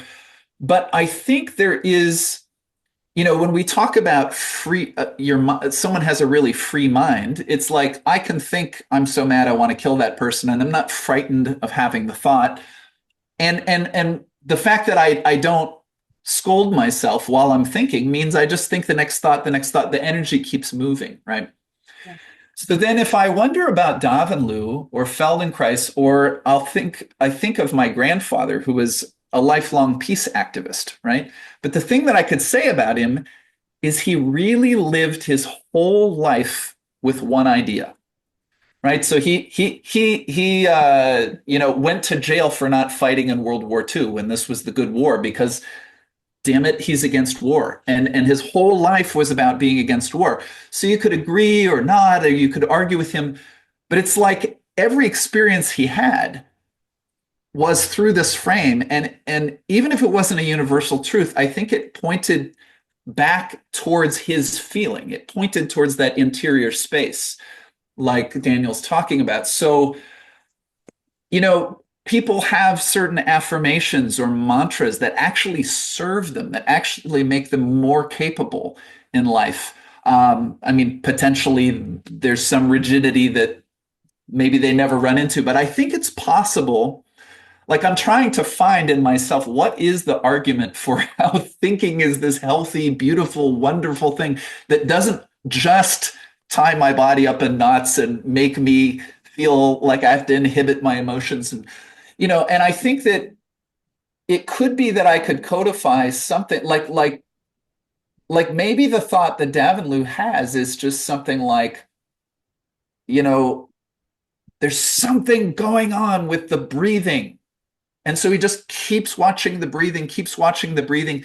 And then he gets to a point where maybe he's seen something enough times that he can put something into sort of declarative language. But it comes from the fascination. And I think now I feel like Daniel, here's my real last thing. But a thought I had recently about presence is it's the numinous, right? It's like the numinous. Yeah. Yeah. Well, let me say the last thought, but I could say I'm really present because of all that meditation I did, and I'm really good at it, and I know how to be present. But I could also be present because, wow, I'm fascinated right now. What's happening in front of me has my complete attention. There's nothing else I want to do but this. And I might never have sat on a meditation cushion, but boom, we are doing the thing that feels the most important to me. So I'm imagining that those people, whether, using the examples, Davanloo, Feldenkrais, my grandfather, who are all very different people, but I imagine they all had clarity about what fascinated them or something like that. They had clarity about what would it take to put me into that space where I am generative. And then, it doesn't much matter at that point if I'm cooking or writing a poem or hiking in the mountain, because everything always points back to my axis of aliveness or something like that. Mm-hmm. Nice. Of course, I could never find that thing, and then I could just keep reading self-help books looking for the formula. The one quick thing I'll say, and Daniel, please jump in. I do also, just kind of continuing on though, I do wonder if sometimes there's like a ceiling to that, or because look, I don't know about the other people you mentioned, but I am thinking about Davanloo and then just other figures that I can think of, where obviously such an incredible immersion into what they're doing, and ends up generating something that is so useful beyond themselves, and but then there is kind of a, like for Davanloo, the kind of the tail. So he recently passed away, but the tail end of his career is quite controversial, even sort of within ISTDP circles, which we could talk about another time. But sort of almost. I don't know. So sometimes I think about, like, like the maybe the descent into madness or something. I don't want to say that's what happened to him. I want to make that very clear, because I don't really know all the details of it either. I just know stuff from what I've read and heard from people who have been there and worked with him. But there is, yeah, I do wonder sometimes too about maybe, is it a taking it too far, or a ceiling, or something becomes recursive and or collapses in on itself, or maybe it's just old age and actually truly just like a, neurofibrillary tangles and amyloid plaques that occur in the brain as you get older that just lead to, like, who knows? Completely map something like the artist that makes 5 records that their fans love, and then they decide they're just never going to make another record that sounds like those 5 records ever again. And they Everyone's mad. But for them, it's like, we totally did that. We got it completely. yeah. Wasn't Jung like pretty controversial at the end of his life? Yeah. His red book. I mean, Yeah. I don't know about it. I'd love to hear from Daniel now, Yes, though. me too. Yeah. Everything that's been said is extremely important. So as a quick note, what you're saying about the ceiling, usually the ceiling emerges with where curiosity can take you when you have to bring it back into society, when you have to pay the bills, when you have to make it intelligible to other people, and then you start saying, well, I'm a genius and you guys are evil. Or when you get to the, but what can also happen is you get to the place where you're unwilling to give up your curiosity, and actually it's no longer a curiosity, it's your identity, and it's become ego. And that's where, like, the great, like the genius who did something great, but then they just keep going after. It's like, you should retire now. Actually, knowing when to stop is actually really important. And they don't know when to stop. But this is where, for me, thinking as self-defense is important, because you're using thinking to maintain that space of curiosity. You're saying, okay, I got to pay bills. So how do I do it to protect my curiosity? Okay, I need to go into society or I'm just isolated. How do I figure out to make this understandable enough to other people to where I can socialize? Or how do I keep it hidden in a way that's not deceptive, but not do it in a manner that threatens the curiosity? So thinking becomes strategy to preserve and defend the curiosity as we are understanding it, right? And usually the ceiling is hit when people don't actually transition into strategical thinking relative to the social order, or they've lost sight of the fact of, wait, this is no longer curiosity driving me, it's ego. They're not sensitive to that, right? So what you've actually done is, in the name of your curiosity, you've stopped defending the curiosity from yourself. You actually become a threat to your own curiosity, and you have to actually use thinking and strategy to defend that spirit that is alive in you from yourself, actually can occur, or from other people who do not understand it. And so for me, thinking, again, is self-defense, and the curiosity thing is also very important. And what you were saying about making the sounds, what you were doing is training apprehension. You were creating a way to train your ability to apprehend, because you wanted to see, can I actually do all of these sounds together and do them quickly and apprehend that I've done it successfully, and I've apprehended these noises, and I also want to then be able to apprehend them together in a manner. You were training apprehension, but you see, the ways you train apprehension are also pretty much almost always that which have to be self-created, because otherwise you're being bestowed it by something external from yourself. And so what you do is confirm if you're doing it like you were told. This is the dilemma of training apprehension. If someone told you, hey, Seth, use this chart of different sounds and see if you can come up with like different languages, you actually would not be training apprehension even if you were doing the same thing, because it was given to you by someone outside, and what you would be doing is seeing if you met their standard. But that's confirmation, not apprehension. And so the problem, the reason why apprehension is so mysterious, and usually the people who have cultivated this ability are different or have their own strange path or things like that, is because by definition, apprehension has to be something that you gave to yourself to learn how to apprehend. And another way to put it is, what's another term that we've kind of authentic resonance, right? The ability to have an authentic resonance that's it. Likewise, if you're writing a paper for yourself without a professor or teacher, and you have to judge if the argument works or not, or if you're reading a book or like a humanities or philosophers in a way that is your own work, you have to train your own capacity to apprehend and discern that work. The problem is if this is also the way you train apprehension versus confirmation almost necessarily cannot be institutional. It cannot be within a system that bestows, right? Well, here's a problem. If mental health, for example, is often a result of a lack of apprehension, how do you create institutions that help give people apprehension if apprehension seems to be something that must be arrived to internally? That seems to be a contradiction. This contradiction, though, and as we know in Hegel, all thought ultimately begins in a contradiction, like real thought is in a contradiction. This is the contradiction of 2025 society, that we find ourselves now having to create institutions that create spaces for activities that in what they are necessarily are in tension with institutions, right? And that's the problem. But that's a design problem.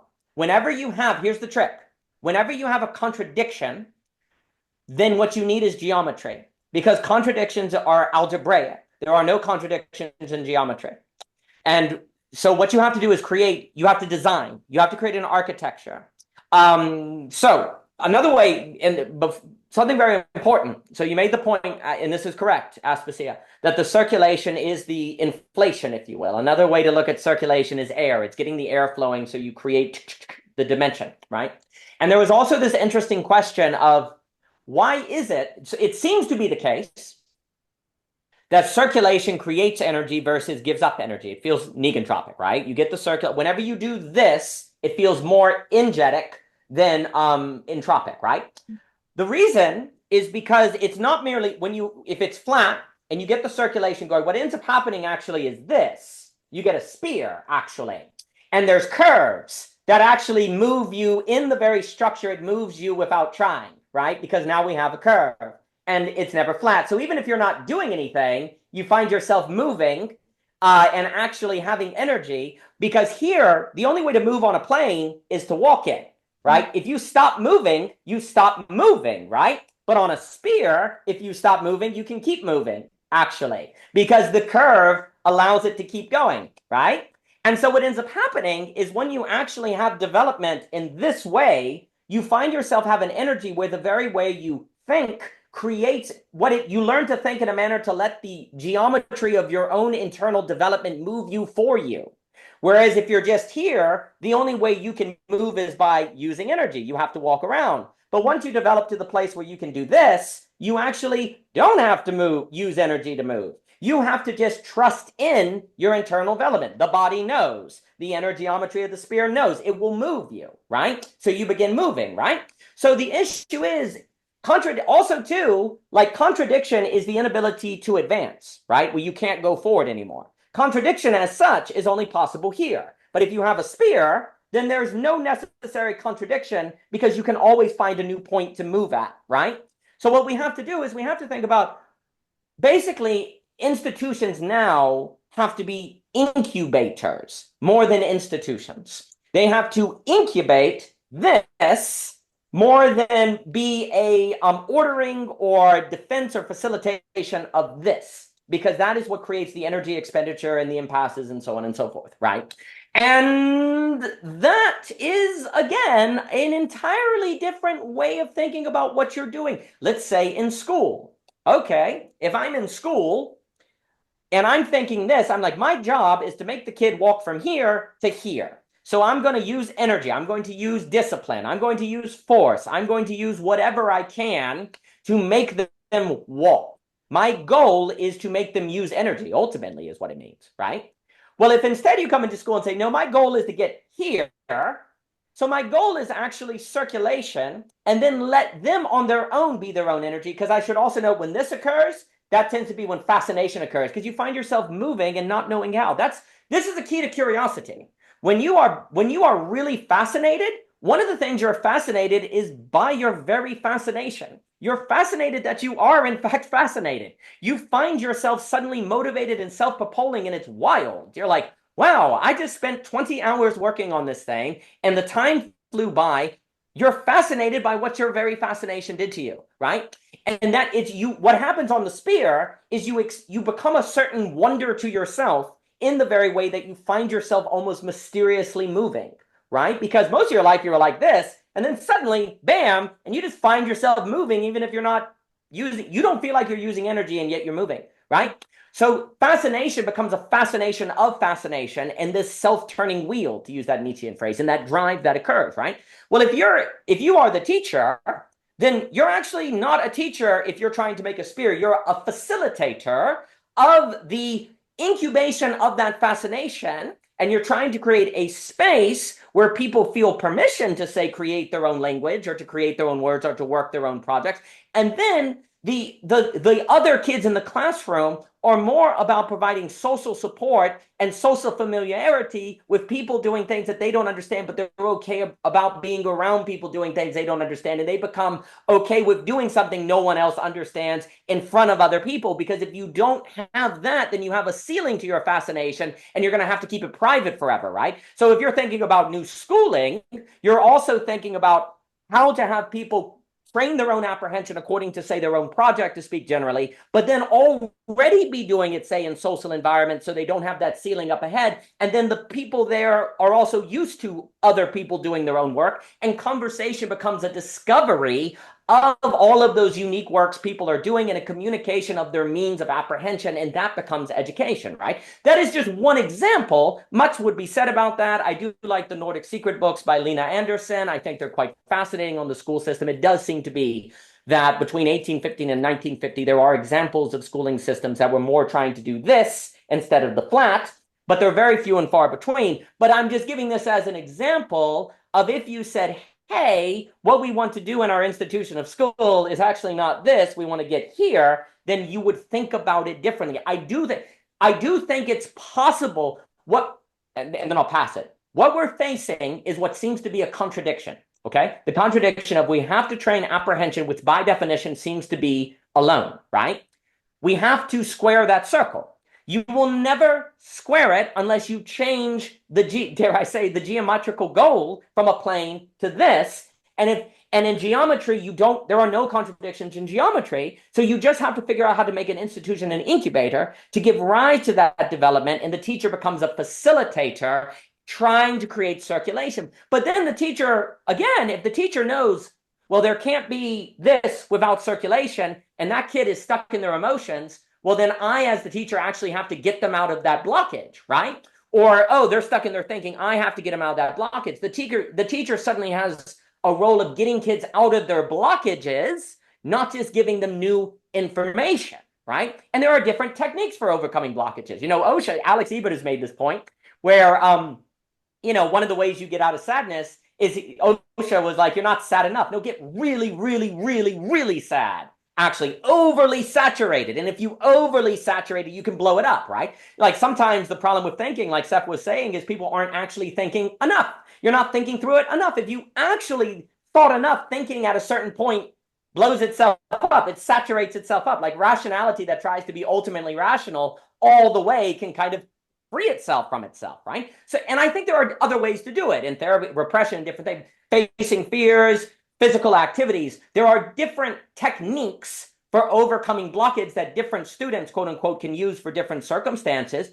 But in this institution as incubator, if I put that very generally, you're thinking differently about what you're doing. We've got to make sure there aren't blockages, right? We have to create incubators. We have to create spaces of socializing individual projects that train individual apprehension in a manner that is actually able to maintain sociability. These are very different ways of thinking about things. And if we don't think about these things, then we're just going to keep running into contradictions we can't overcome, because here you can't overcome them. Oh, and by the way, every time you try, you use energy. So then, of course, everyone is freaking burned out, of course. Burnout on this is inevitable. This is your destiny is burnout. It has to be, unless you have unlimited energy, which you don't. So burnout is inevitable, okay? But guess what? On here, burnout is not inevitable, because literally if you're not doing anything, you still move, right? You're still moving. So the only way to avoid burnout, nihilism, et cetera, so forth, is an inner geometrical sublation. And the facilitation of that in its incubation becomes completely central. I want to start a secret society, and we're just gonna make this. That's right. I love it. That's empowerment too, right? Like that's what empowerment really is. Like, you think about the schooling system or this workplace for adults or whatever. It's sort of it's like a trust thing too. It's like a handing over to. Yeah. Please, Seth. Sorry, I cut him. Well, you asked the question, Aspasia, about facilitating authentic resonance in another person, and I think that's what Daniel's been talking about. And because I think what can happen is if a person creates a space without blockages internally, maybe just because they're having that experience in an embodied way, they can put their attention on another person with a blockage. And, there's all kinds of skill sets. Like if, it's an athletic coach, that's the best person to help unblock the athlete. But whatever they're doing, I think they're looking for, does this person resonate with the experience that I already know in my body? And of course, we don't have to be masters. I think someone who feels mastery in a particular domain will have that feeling, and then they can teach that particular thing. But I'm thinking of a conversation I had earlier today where a friend was essentially helping me think through things. And part of what she was doing was just, she had so much clarity in herself, and then she would just kind of look at me and wait after asking a question and keep looking and keep waiting. And what was very clear to me was she's clear. Not that she's clear on what the answer is for me, but she's clear that she's waiting to see if I'll get clear. And in the light of her gaze, I just sort of looked for clarity on a level that I might not have looked for it without her. There's something that she was doing, and we could call it energetic or the antenna. Yeah, she was sort of looking at me. Trusting in her own momentum of her globe spin, right? Like, Yeah. Right, but that's the thing. I mean, if you've ever had a feeling of being in flow, and then you encounter someone who has none, you feel the deadness. Oh, yeah. And I'm sure I've been the dead one on many occasions. But when everything is working for you, and it doesn't matter if it rains or shines, or if you're late for the appointment, none of it bothers you. You're in this particular space. And then you'll see someone who's frustrated, and you'll think, wow, they don't have access to all of their resources, because I can feel what that feels like, at least for this one golden moment that I'm having this great day. But if I have empathy, perhaps I just have a little more sense of, or a little more capacity to imagine the other's experience. Or because I have clarity in myself, and it doesn't matter if it rains or shines, maybe it also doesn't matter to me if you continue to be frustrated or not. So I'm not trying to fix you and stop you from being frustrated, because I'm annoyed that you're so frustrated, but I'm just with you. And it's like, I'm reflecting the frustration because I'm pretty empty. But maybe by doing that, the frustrated person, I keep putting myself in the role of the person who has flow and mastery. So I'm not sure if that's always true, but if one were to do such a thing, right? So anyway, I'll pass it on. But I think there's something. Didn't one of you at the beginning of the conversation, I think, was using the word transference, or this was yesterday? You and Luke there was that discussion about. But I think transference is. I don't know. It sounds like there's something in me that I take out and I pass it over, and now it's in you. I don't think that feels exactly like what really happens, but there might be something that if it's in the one person, that feeling like osmosis, one can offer the clarity that they have within themselves to the other person, and somehow by osmosis, the other one, by being in the same shared field as a person with clarity, it makes them get their own clarity easier somehow. Yeah, this is beautiful. So this also ties into, a toxic relationship dynamic. Someone who, and you can think about just the classic examples of the child who has to learn to be more emotionally mature than the parent in order to parent the parent, who will forever remain childlike in their emotional maturity, if we put those terms on it. These people often become therapists. So thinking about someone being more like they're able to be sort of a spinning globe, they're able to be in that mode, and then to be in relationship with another person who's more on the plane, right? If we talk about it that way, that but the person on the plane is asking off the other person to do the thing for, like, they want to siphon the energy from the person who's doing the spinning globe thing, right? Because they're unwilling, unable, whatever you want to call it, to get off the plane. But they want the energy, and it becomes this toxic pull. And if we link this to transference, like one example of what we're talking about is that someone who enters therapy, for example, who's had this kind of history as a child with a parent, where their own kind of emotional maturity or their own, what are we calling this, circulation is sort of weaponized or used not in their own betterment. It's not empowerment of the child. It's actually used as a tool for the parent, right? So if you think about this person now, they become an adult, right? And they come into therapy because something's wrong and they need help. And this part inside them that has learned, when I enter into a dynamic with another person who is, maybe it's a woman, maybe it's someone who's like an authority figure, something that resembles, that pulls up the pattern inside them, if this is like I'm with a parent, right? They, they enter into that dynamic with this whole thing alive inside them, that if I start to, this person's going to want that from me too, essentially, right? This person's going to need me to take care of them. This person's going to need me to parent them. I'm trying to think about how to fit this into the analogy we've got here of the spinning globe, and it's kind of mucking things up. But this person's going to need to be I need to be the energy provider for this person. And therefore, therefore I'm going to be exhausted.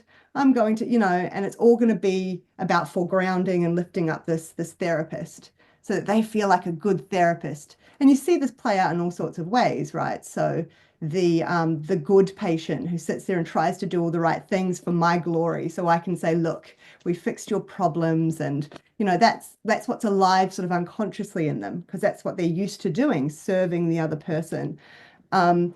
And so if you talk about the transference in that example, the idea is that that person who enters the therapy, who's had that relational history, if I'm activating that template inside them, they are likely to experience an immense amount of rage just in turning up to sit opposite me, no matter what I do in that moment, because I am bringing up a template of someone who wants to abuse them, essentially.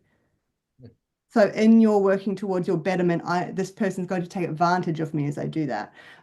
So when we talk about working in the transference, really that's just code for there's a kind of anger that a person might feel if I do make a misstep, or I do forget a detail of their life, or it fits the situation and that's relevant.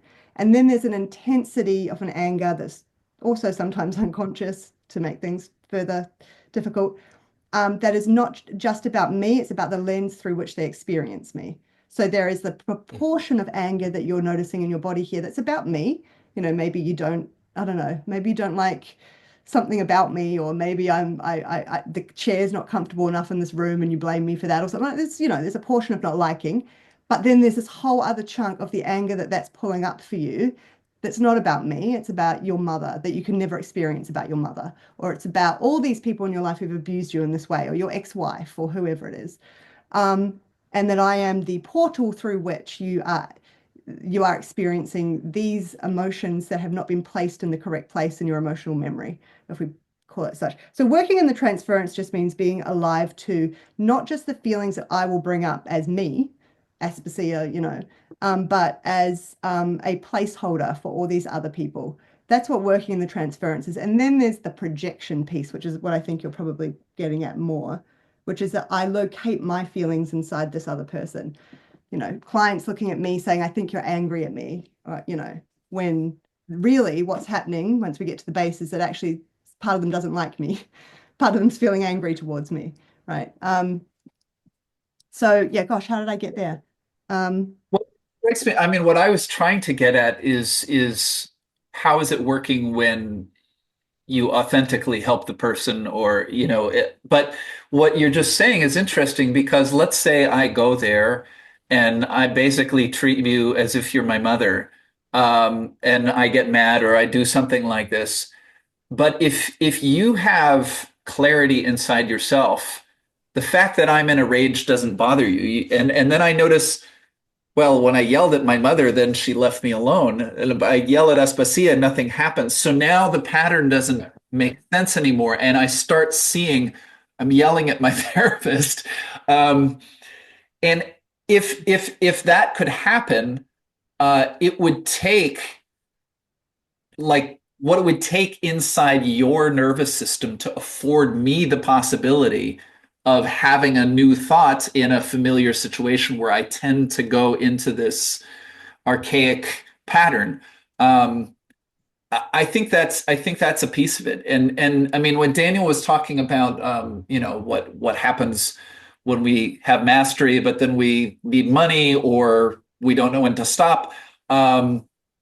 Yeah, those might be distortions, but I would think that, one version of this is not that you're some kind of iconoclast or the weirdest artist that ever was, that was the most daring. I mean, you could be someone who wears a suit and tie and has a very, just a mainstream kind of occupation or whatever. But if you have that clarity in you, you don't feel like an automaton when you go to work. You actually just feel like, well, I'm a human being doing this cool thing that humans get to do. And you might be the happiest person in the office, even though, someone else would think, God, what a boring life you live. Because, you're not Bjork or something like that. But I think, I think it's the internal clarity that then allows me to just have choice. And I could choose to conform to an external situation, but it's from choice that I'm doing it. So it doesn't feel like I'm being molded from the outside. I decide from the inside to fit myself into this situation because that's agreeable to me. And yeah. It's not an abusive maneuver. It's not a I must. It's not a, sort of that high stakes, almost like your survival depends on it, that we get stuck in, which is like that siphoning off. And I think just really briefly, I guess a good therapist in that sense is being able to do sort of what you were describing, Seth, with your friend earlier today, being able to just sit in the space without kind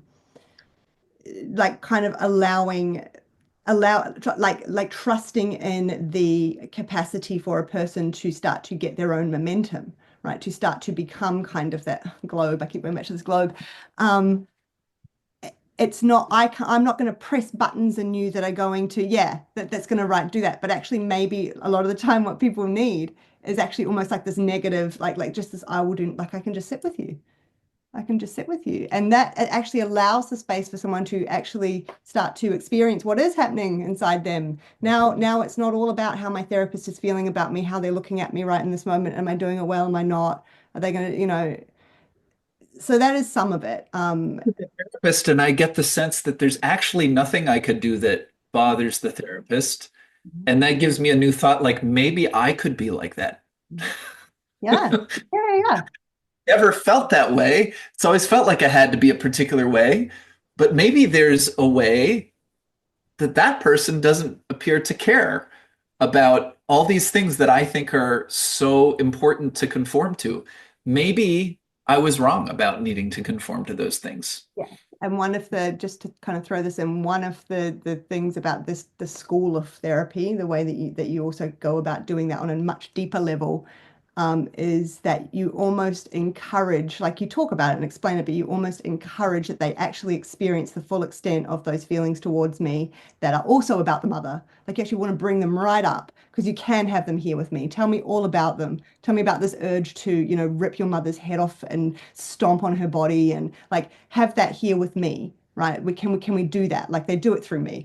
They imagine doing it to me or whatever. Like this is again just an example of something, could be all sorts of things, but that they could do that there with me and that we could look at those very scary things together, and that they don't fall apart.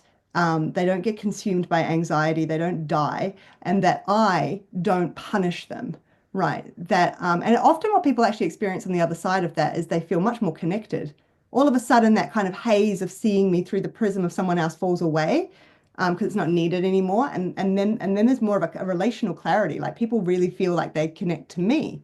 Oh, like people have described how I actually look completely different to them on the other side of it. I was going to say, I was hearing that the perception would change. I It don't would know. almost be like a psychedelic moment, It is. probably.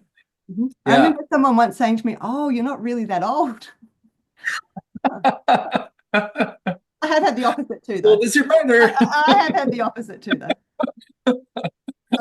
So, you know, but whatever it is, like that, there is a, when I talk about clarity, like I do mean it on all these levels. There is a change in all the senses. I've had people explain the room is different, like you know, they remember things being a certain color and now they're not, and they're usually always linked to something in their childhood that shows you that they are experiencing me through the lens of a memory, right, of someone else.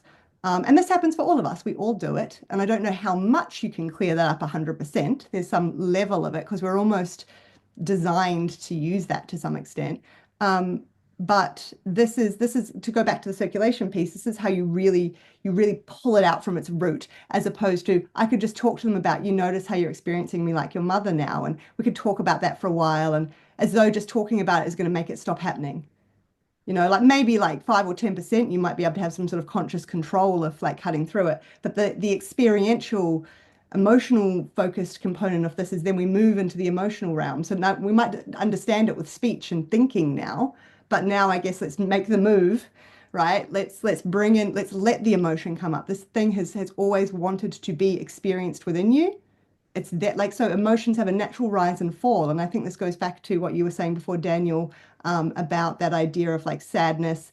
How sad can you get? And finally it reaches saturation and you move on. And this is so true. A lot of what we do is we try and manage a feeling because there's a fear that it's going to overtake us. It's going to lead to suicide, or it's going to lead to us screaming at our partner in a way we can never take back or whatever.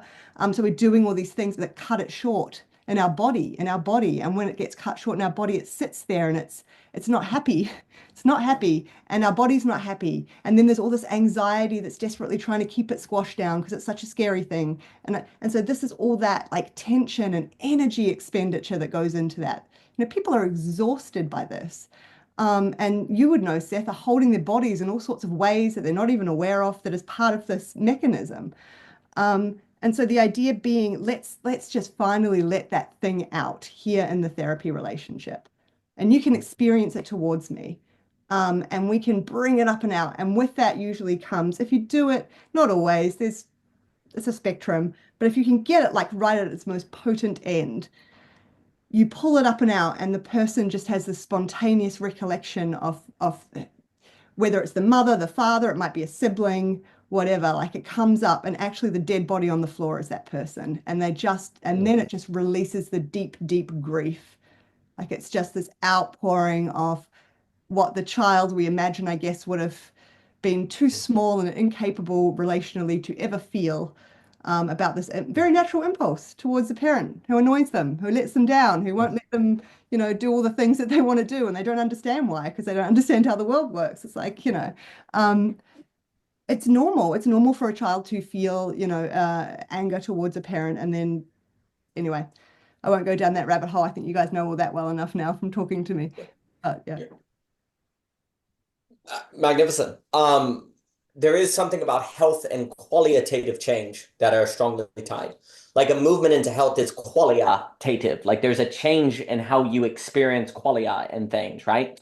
I think often we confuse like say getting better, like you had an illness and you get better, therefore you're in health. But really, that's kind of a negative move from negative to positive into health. But really, these kind of, well, movement to this, because from this to this is qualitative. Like this is a geometry of qualia, like how you experience reality, right? Like these shit, like basically, I'm at, a phrase I like to say, they always ask, is math created or discovered? I think basically algebra is created and geometry is discovered. I think geometry is basically the logic by which reality operates. Now, this would have to be justified, but it is why the whole body thinks, because the whole body is more of a geometry where the mind is more of a point, ergo an algebra, right? And the more we can move to a geometry, the more we're in alignment with actuality. And the more aligned you are with actuality, therefore, the more you relate with what is the case. And that actually then creates circulation between actuality and yourself and energy and negentropy and all these other things. So I think there is something about health and qualitative transformations that are strongly tied.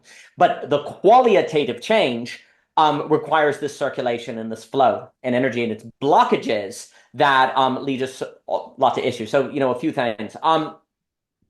Like if there's an idea of like the circle, so we have this idea, so there's some interesting things where the outside would necessarily press it down, okay?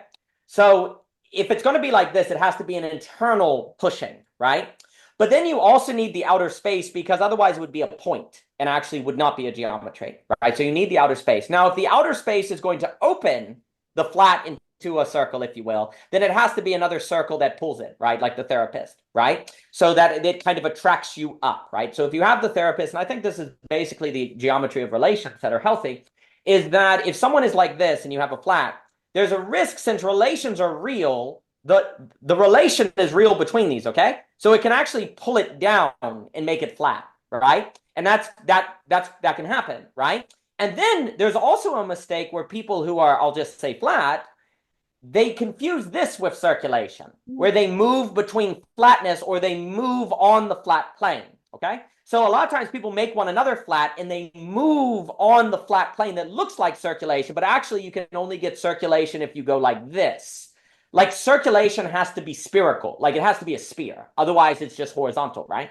So what has to happen is as the therapist has to pull this up, right? Like that has to pull up.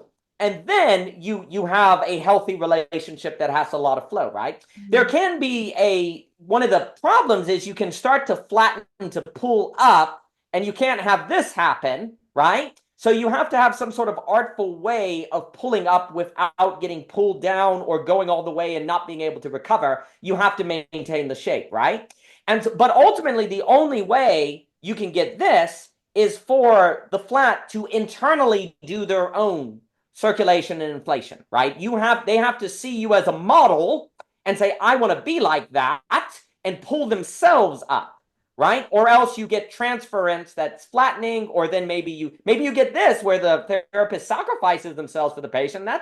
But that's not, and often if that happens though, then they get reflattened by the relation being off, so you lose your work, right? So it has to geometrically be an internal movement upward, right? And the space is what allows the inflation, right? But the space is also what can have the outside reflatten, right? So you have to have the internal and the external dimensions to allow these kind of movements, but it necessarily brings risk and a certain skillfulness of the interaction to help flatness go up, right? And if you have a circle, because the other thing, you know how we said here you have the points? If you're a circle, you can see down to see the blockage, right? But if you're in the thing, you don't know where the blockage is because you're blocked, right? So when you're at a vertical, you can see where the blockage is occurring. But the problem is they're stuck in the blockage. So they're like, you're crazy. I don't see anything. What are you talking about, right? Because you're over it, right? But what you're doing is you have to get them to see it, to block, and then start inflating themselves, per se, through circulation, right? And the problem is things like transference, which I know is a term for the therapist, is something we do to one another, kind of all that we do to one another, you know, all the time. And one of the reasons why, honestly, I would say we're in a friend session, which means nobody has friends anymore, is because we don't have the skills to help one another do that. If we're like this, we go and we get flattened. So then a lot of people like this isolate. And we're basically, in my opinion, the social challenge of our age is the recovery of the social, which we outsourced to the logic of capital in the 1830s to make a giant claim based on belonging again. We didn't want to do the work of the social, so we had economics do our socializing for us. And basically, we're at the age where that will no longer work because it creates blockages and psychosis. But the only way to fix that is to return to being able to do the social.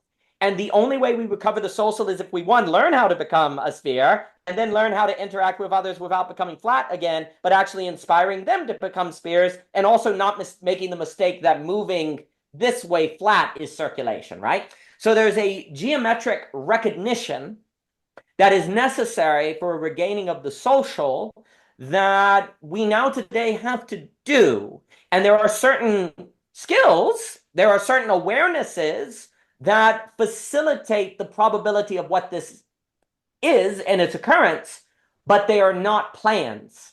They're preparations.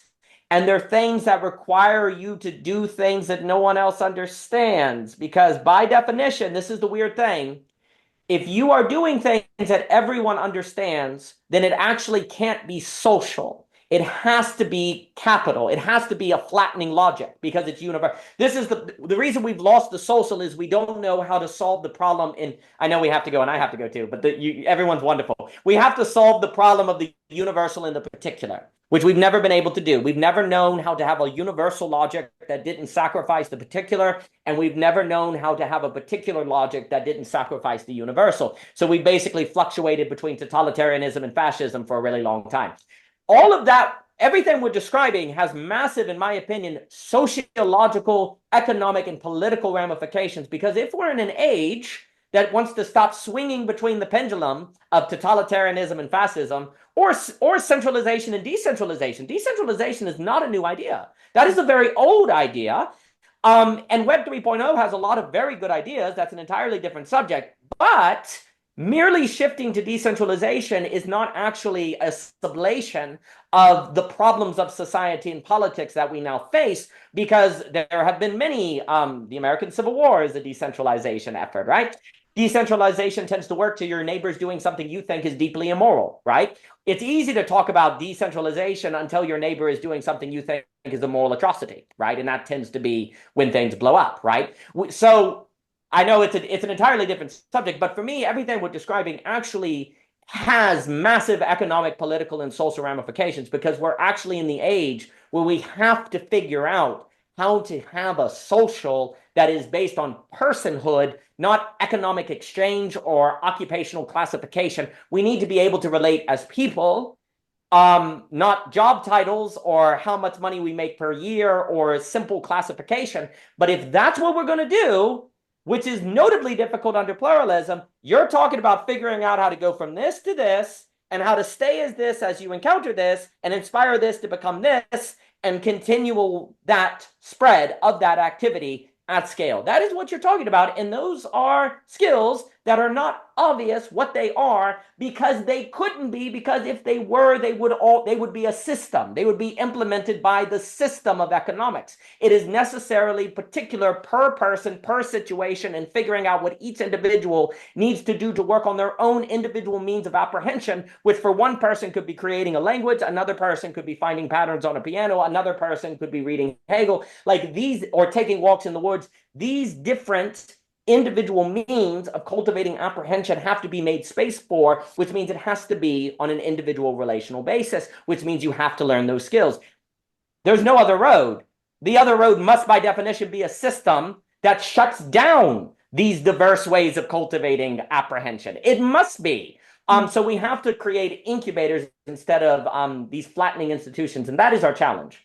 I love the circles and I love the way that you drew out the different dynamics there that are available, and how this, like, going around like this is the faux sense of that's so helpful, because that's exactly what it's like.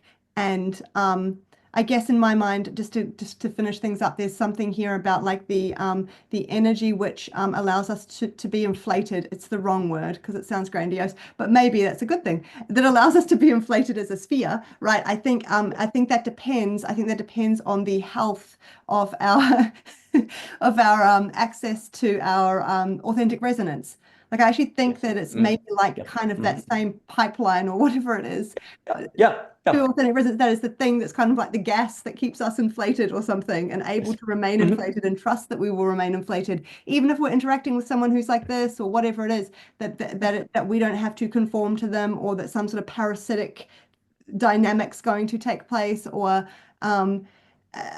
so this has just been wonderful. It's brought lots of pieces together, and I actually yeah, I'm sad we have to wrap up because there's lots more I could say, but I am also feeling tired, so it's probably a good thing that we're wrapping up. But that's brilliant. I love that. Seth, please, any final words?